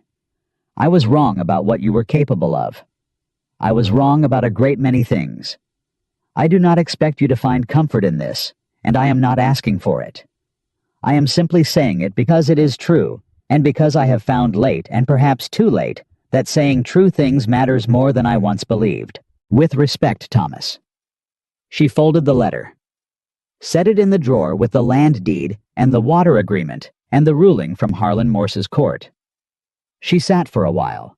She did not cry. She had cried about Thomas a long time ago in the privacy of early mornings, in a marriage that felt like a house with all the windows painted shut, and she had spent those tears honestly, and she did not have more of them for him now. What she felt was something else. Not forgiveness exactly. Forgiveness was a thing she might arrive at eventually in her own time without being asked for it. But a kind of settling. A final accounting. She had not needed Thomas to admit he was wrong for her life to be right. She had built that life regardless. But there was something in seeing it named in the careful, formal handwriting of a man who had never once said I was wrong in 6 years of marriage that closed something quietly. She picked up Clara. "Your father is not a bad man," she told her daughter. "He's just a man who never learned to let other people be real." She kissed the top of Clara's head. "We're going to make sure you don't have that problem." Clara grabbed a fistful of her mother's collar and held on. Ethan came the next morning. He did not come on a Thursday. This was a Wednesday, and he came earlier than usual, which told her something had happened. She saw his horse from the window and went to the door, and she could read it in the set of his shoulders before he dismounted. "What is it?" she said. He came up to the door. "My father had a fall this morning. He's all right. It's his ankle, not his head, but he's going to be off his feet for 6 weeks. He paused. "I'm needed at the ranch full-time for a while." She looked at him. "Then go." "I know." Something in his face was working through a calculation. I'm not disappearing, Sarah. I want you to know that." "I know you're not." Ethan!" She put her hand on his arm briefly the first time she had touched him deliberately outside of necessity, and she felt him go very still at the contact. "Go take care of your family. I've been taking care of mine since September without assistance. 6 weeks is not going to undo anything." He looked down at her hand, then at her face. "No," he said quietly. "It won't." She let her hand drop. "Tell your father I hope his ankle heals clean. I will." He paused. He's going to need me to step up at the ranch, more than I have been. Then step up. That might mean less time here, for a while. She looked at him steadily. I know. I don't want you to think. I don't think anything, she said. You have a family and a ranch and responsibilities. I have a homestead and a daughter and my own responsibilities. Those two things are not in competition. She held his gaze. Go, Ethan. He nodded. He was still for a moment looking at her with the full particular honesty of his gaze, and she looked back at him and did not look away. Then he put on his hat. He said, I'll come when I can. I'll be here, she said. He rode away. She stood in the door and watched him go, and then she went inside, and she picked up her daughter, and she got on with the day, because there was always a day, and she had always known how to get on with it. 6 weeks became 8. William Carter's ankle healed slower than expected, and then there was an issue with the north pasture fencing, and then 2 of the ranch hands quit in the same week, and the cattle needed moving to winter grazing before the first hard snow. Ethan sent word through Joel, the same wagon driver who had brought her to her land on the first day, with brief notes that were not long, but were regular every week, sometimes twice, and that said what they needed to say without ornamentation. Winter pasture is in. Father walking without the cane now. North fence finished. May asks about Clara. She wrote back also brief, also regular. Clara has 2 teeth. Garden put to bed for winter. South wall held fine in the last wind. Tell May she's welcome to come visit. She did not need him to be there. But she noticed the particular quality of Tuesday evenings, which was the day she'd started to think of as the day before he might come, and how that day had a slight charge to it that Saturdays and Sundays and Mondays didn't have. She noticed it, and she acknowledged it, and she didn't pretend it wasn't there, because she had learned to be honest with herself about what she felt, even when what she felt was inconvenient. She was not lonely. Her life was full. Clara, the animals she'd acquired in the fall, the garden planning she was doing for spring, the ongoing correspondence with Abbott about the final formalities of the divorce, Ruby's weekly visits. She was not waiting for Ethan. She was living, but she was also aware of the shape of him in her days. The way he fit into the life she was building here, not by taking up space she hadn't offered, but by fitting into space that had it turned out already been shaped for something like him. He came back on a Thursday, because of course it was a Thursday. 8 weeks and 4 days after his father's fall, on a morning in late November, when the first real cold had settled over the Wyoming plain, and the sky had the dense, low look of approaching snow. She heard a horse on her road, and she knew the sound of it. She did not go to the door immediately. She finished what she was doing. She was mending a harness at the table, something that required both hands and attention, and she set it down neatly, and she stood up, and then she went to the door. He was tying his horse at the post she'd put up along the front of the cabin in October. He was wearing his heavy coat, and he had his hat pulled against the wind, and he was thinner than she remembered, which told her something about the last 8 weeks that his notes had not. He looked up when she opened the door. For a moment, neither of them said anything. The wind moved between them, and Clara made a sound from somewhere inside the cabin, and a single flake of snow fell from the low sky and landed on the step between them and dissolved. Then Ethan said, "I'm back." "I see that," Sarah said. "My father's on his feet. The ranch is managed." He paused. "I'm my own man again." She looked at him. "Were you not your own man before?" "I was working on it," he said. "I'm further along than I was." She stepped back from the door. Come in," she said. "I'll put coffee on." He came in. He hung his hat on the hook. The hook she had put there in September, one of a row of them by the door, and she had not examined too closely whose she thought they were for, and he sat down at the table, and Clara saw him from her spot on the floor, and produced the sound she reserved for people whose faces she recognized and approved of, which was a sound that started low and rose and landed somewhere that could only be described as delight. Ethan looked at her. Something in his face opened. "She remembers me," he said. "Of course she does," Sarah said from the stove. "She's very smart." "She's got your eyes now." "She was always going to have my eyes." He picked Clara up, and she grabbed his collar with both hands and looked at him with the severe interrogating focus of an infant conducting a serious evaluation. And he looked back at her with the same seriousness. And Sarah stood at the stove watching them and felt something move through her that she did not try to name. She poured the coffee. She brought it to the table. She sat across from him. He set Clara on his knee and looked at Sarah over the top of Clara's head, and he said simply, "I missed this." She wrapped both hands around her mug, looked at him. "This," she said. "Meaning, this," he said again, gesturing slightly at the cabin at Clara, at her at the whole of it. "This specific thing, that I have not had anywhere else." She held his gaze for a long moment. Then she said, "I've been thinking about the South Field." He blinked. "The South Field. There's enough cleared now that I could put in a proper kitchen garden come spring, bigger than the one I did this year. But I'd need to turn the soil over the winter, which is more work than I've got hands for." She paused. "If you're going to be around, I could use someone who knows how to handle a plow." He looked at her.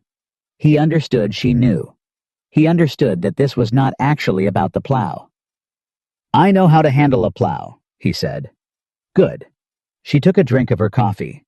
"Then you can start next week." Clara grabbed Ethan's thumb and squeezed it with the full force of her 7-week-old opinion, and Ethan looked down at her and smiled a full, unguarded smile that Sarah had not seen from him before, that changed his face into something she hadn't known was underneath the careful exterior. And Clara, satisfied with this result, let go and looked around for something else to investigate. Outside, the snow had started. Not hard. Just the first light snow of the season. The kind that didn't stick, but reminded you that the world had more than one face, and you needed to be ready for all of them. Sarah was ready. She looked at the walls she had built, and the hearth she had mortared, and the man sitting at her table holding her daughter, and she understood clearly, without drama, with the same quiet certainty she had felt on the morning she drove out of Denver, that she had built more here than a cabin. She had built a life that was actually hers. And she had built it in the only way that had ever mattered, starting with nothing, refusing every voice that said she couldn't, and laying each piece herself one at a time until the thing standing was something no one could take away.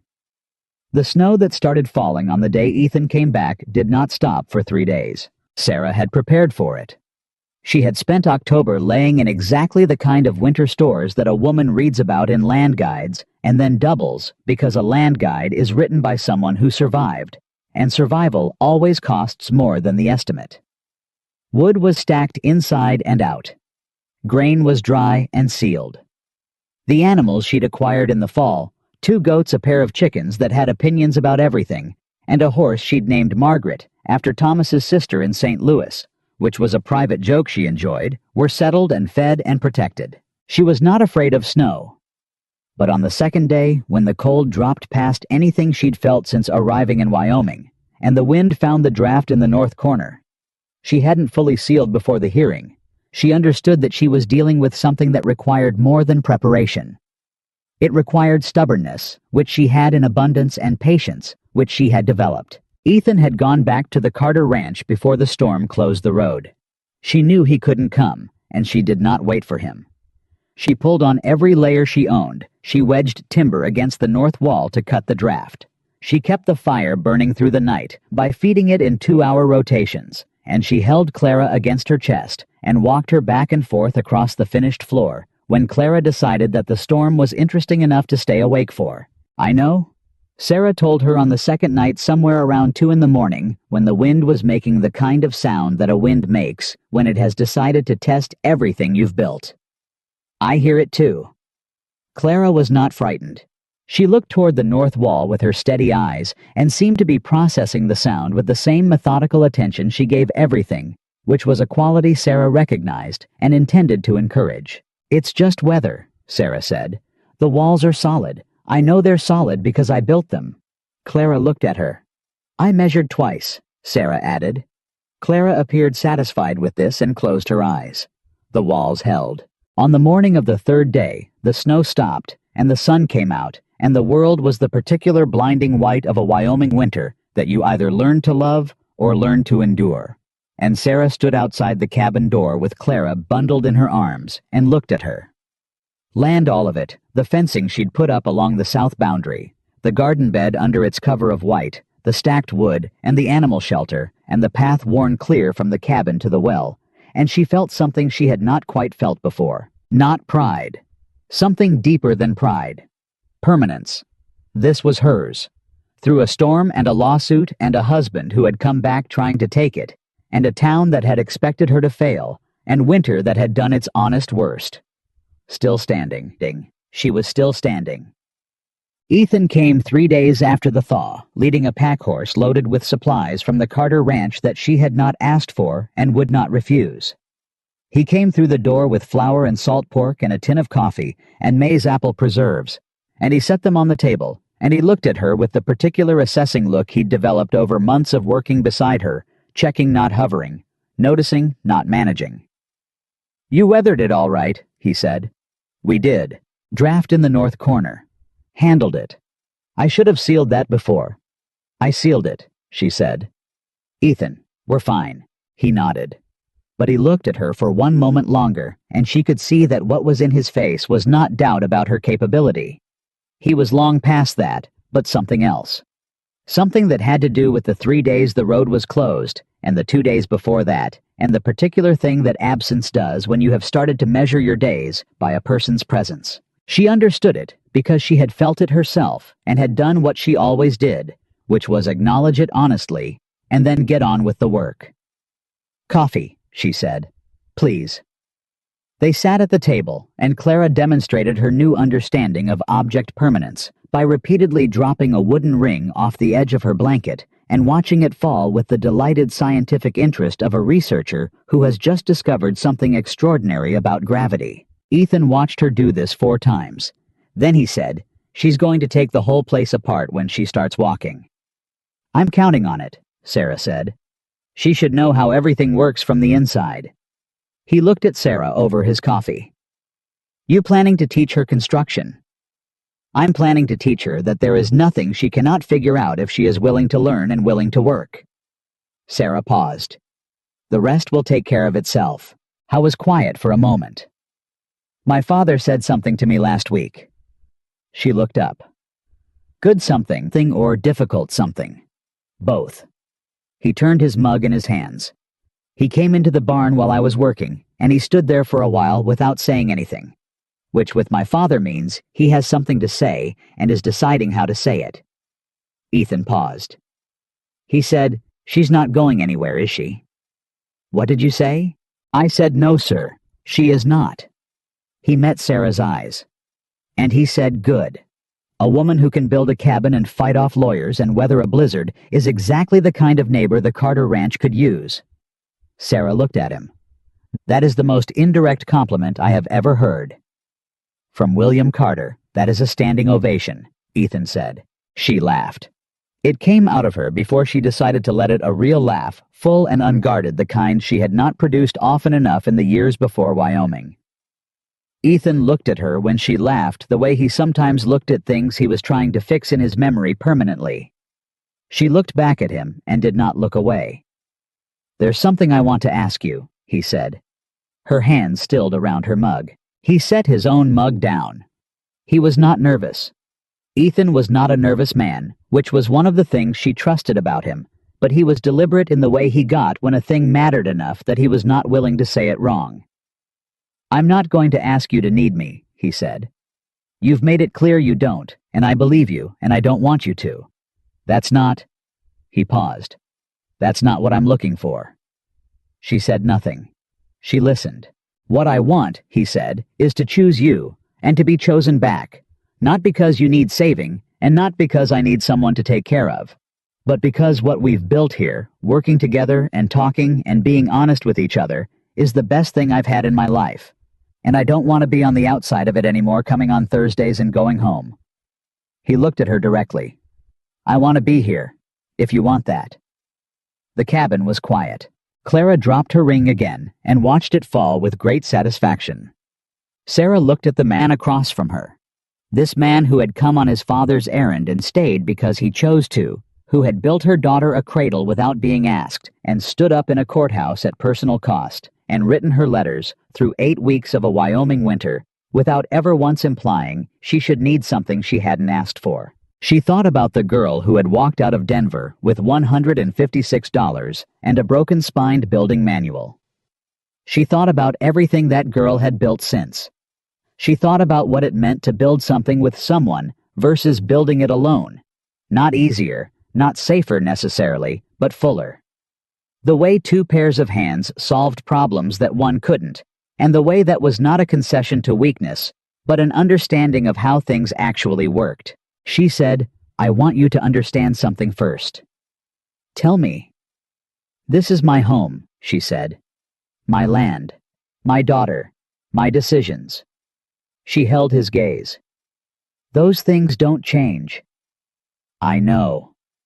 And I will not be managed, not again, not by anyone. Sarah."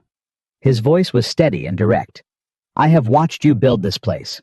I have watched you handle a lawsuit and a blizzard, and a man who flew in from Denver thinking you were someone he could still control.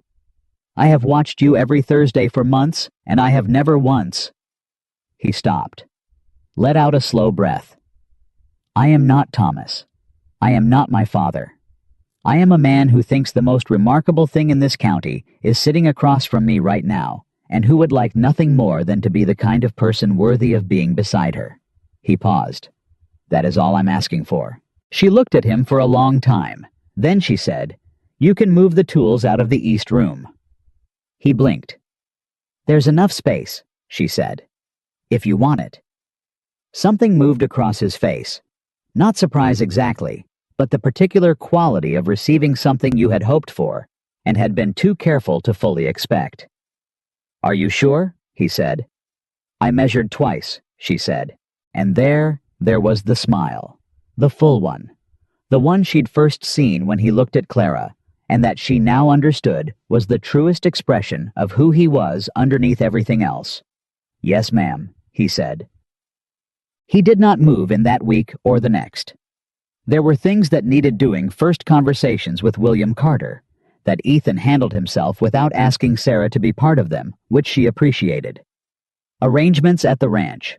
A conversation with Abbott about the legal standing of their arrangement, because Sarah wanted everything clear and documented, and she was not embarrassed about wanting that. Abbott drew up a cohabitation agreement that protected her land title and her custody arrangement and every material interest she had built. She read it 3 times before she signed it. Ethan signed it without reading it, which made her give him a long look. "I read it," he said. Last night, Abbott sent me a copy." He picked up the pen. "It's good. It protects you. It protects both of us. Mostly you," he said, "which is correct." He signed. "I'm not interested in your land, Sarah. I want to be clear about that." "I know you're not," she said. "The document is for future me. The me that might forget why she trusted someone and need to be reminded of what was agreed." He looked at her. "You really do plan for everything." "I learned to," she said simply. William Carter came to the cabin in February. He came alone without announcement on a gray morning that had the quality of a man who has made up his mind about something and is going to see it through before he loses his nerve. Sarah opened the door when she heard his horse and stood in it the way she'd stood in it the morning Thomas arrived, grounded, prepared, not performing anything. William Carter was a man who had lived a very long time on the principle that the world arranged itself around what he needed. She could see in the way he dismounted and walked to the door that something in that principle had been revised. He stopped at the step. He said, "Mrs. Whitmore." "Mr. Carter," she said. "Come in." He came in. He looked around the cabin with the same assessment he'd used the first time, but the calculation behind it was different now. Less acquisitive. More careful. He sat at the table. She put coffee in front of him. Clara, who was across the room pulling herself up on the side of her cradle, with the ferocious concentration of someone who has decided that upright locomotion is the most important project in the world, did not look up. "She's pulling up," William said. "Since Tuesday," Sarah said. "She'll be walking inside a month." He watched Clara for a moment. "She's got your jaw." Everyone keeps telling me that. William looked at Sarah. My son is going to be next door to useless to me once he's here full time, he said. His attention will be divided. His attention will be his own, Sarah said. That's the point. William's mouth pressed together. Then slowly, it did something she hadn't seen from it before. It relaxed into something that was not quite a smile, but was adjacent to one. You don't soften anything, do you? I tried softening things for 6 years in Denver, she said. It cost me more than it saved me. He was quiet for a moment. Ethan tells me you're expanding the South Field this spring. I am. You're going to need to break that ground before April if you want it ready. I know. Carter Ranch has a 3-bottom plow that sits idle in winter. He said it the way he said everything, like a fact. He was reporting with no implication about what she should do with it. You're welcome to use it. She looked at him. She understood that this was William Carter's version of what Ethan had been doing since September, showing up, offering what he had, leaving the decision entirely to her. Thank you, she said. I'll have Ethan bring it over when the ground softens. William nodded. He drank his coffee. He looked at Clara, who had achieved a standing position against the cradle, and was regarding the distance between herself and the table, with the expression of a general assessing difficult terrain. She's going to be stubborn, he said. Of course she is, Sarah said. She's mine. William Carter looked at her with something she had not expected, and could not quite name something that was. She thought the nearest thing to respect, that he knew how to show a woman he had not chosen to respect, and had arrived at it anyway, through evidence, because that was the only route that worked on a man like him. He set down his mug. He stood up. Good coffee, he said. Thank you. He put on his hat, walked to the door, stopped. My wife, he said, and his voice changed slightly on the word lower, something tighter in it. She was a hard woman. People didn't always like her for it. She didn't care. He was quiet for a moment. She built this family. Everything that's called Carter in this county started with what she built. He paused. I thought you should know I understand the difference between a hard woman and a wrong one. He walked out. She heard him right away. She stood in the middle of her cabin, and she felt the weight of what he'd said settle into her slowly, the way things do when they are true, and you have needed them to be said, and did not know you needed it until they were. Clara chose that moment to take her first step. Just one from the side of the cradle to the table leg, a distance of maybe 18 inches, executed with the concentration of someone who has spent weeks calculating this exact maneuver and is finally ready to execute it. She made it. She grabbed the table leg. She looked at her mother, and Sarah crossed the room and went to her knees on the floor. She had sealed herself and gathered her daughter up and held her, and she said into the top of Clara's head, There you go, there you go. Spring came the way it comes to Wyoming. Suddenly, and without apology, the ground going from frozen to soft in the space of 10 days, the creek running fast with snowmelt. The air carrying the particular smell that Sarah had discovered over the winter she loved above almost any other. The south field broke open under the Carter 3-bottom plow, with Ethan driving it in long, clean rows while Sarah walked the edge and marked where she wanted the kitchen garden to begin, and where she wanted the longer rows for the field crops. She had planned it through the winter. She had drawn it on paper, the rotation, the spacing, the drainage. She had read 2 books on dryland farming that Ruby had sourced from the library in Cheyenne. She had corresponded with a woman in Nebraska who had been homesteading for 11 years, and who wrote back with the frank, useful practicality of someone with no patience for anything but what worked. Ethan watched her mark the field, and said nothing except what was useful, which was his great gift. At noon, they ate at the cabin. Sarah and Ethan and Clara, who ate mashed carrots with the serious dedication of someone fueling an important project, and who looked up at Ethan periodically, and said the sound that she had been producing for 2 weeks, that had recently started sounding very specifically like a word. He had not said anything about it. Sarah had not said anything about it. But on that particular Tuesday in April, Clara looked directly at Ethan across the table and said it clearly enough that there was no ambiguity left. Da. The room went quiet. Ethan's face did something complicated. Sarah watched it, the sequence of things moving through it, each one true. None of them easy, all of them sitting alongside each other the way real things do. He looked at Sarah. She looked back at him. She hears what she hears, Sarah said quietly. She decides what she decides. He looked back at Clara, who was looking at him with the absolute confidence of a 10-month-old, who has decided that the word she has chosen is the correct one and does not expect to be contradicted. He said, "Hi, sweetheart." Clara banged her spoon on the table in approval. Sarah looked at her daughter, and at this man, and at the table in the cabin she had built, and she understood that life did not announce its most important moments in advance. They arrived in the middle of ordinary days, between rows in a field, over a table with carrot-stained hands, and the word of a child who had not yet learned that some things were supposed to be complicated. Cedar Ridge changed its story that year. Not all at once. Not with any admission. Towns do not admit when they are wrong about people. They simply begin telling a different version of events in which they were never quite as wrong as they were. Martha Hensley was the first. She came to the cabin in May with a jar of her own preserves, not as a gesture of charity, but as a transaction between women who were both serious about their gardens, and she stood in the doorway and looked at what Sarah had built, and she said with the particular grace of a woman who has had to revise herself, "You have done something here."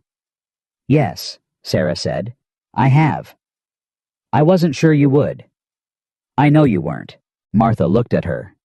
"I should have been more—" She stopped, started again. "I could have been more useful to you when you arrived." "You could have," Sarah agreed. "But I managed." "You did."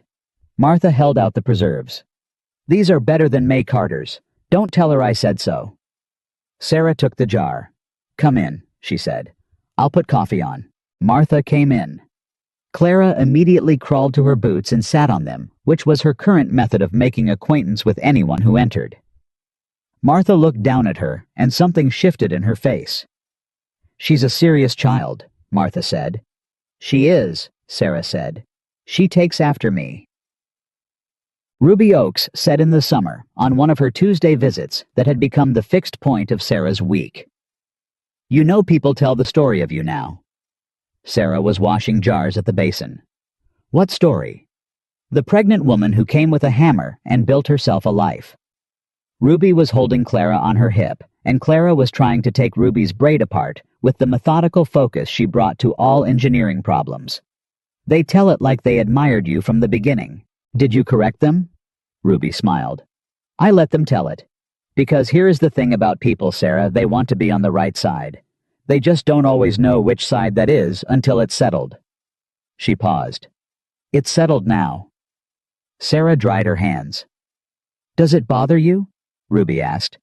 "That they're claiming it now that it's done?" Sarah thought about it honestly. "A little," she said. "Less than it would have a year ago." She looked out the window at her field, at the rows she'd planted, and the things growing in them. "I know what it cost. I know who was there. That doesn't change because they're telling it differently now." Ruby nodded. "No, it doesn't." On a Saturday evening in August, Ethan asked her to marry him. He did not do it with ceremony or with a prepared speech. He did it the way he did most things, directly in the middle of something else, because he was not a man who believed that the most important things required an elaborate stage. They were sitting on the step outside the cabin in the long summer evening.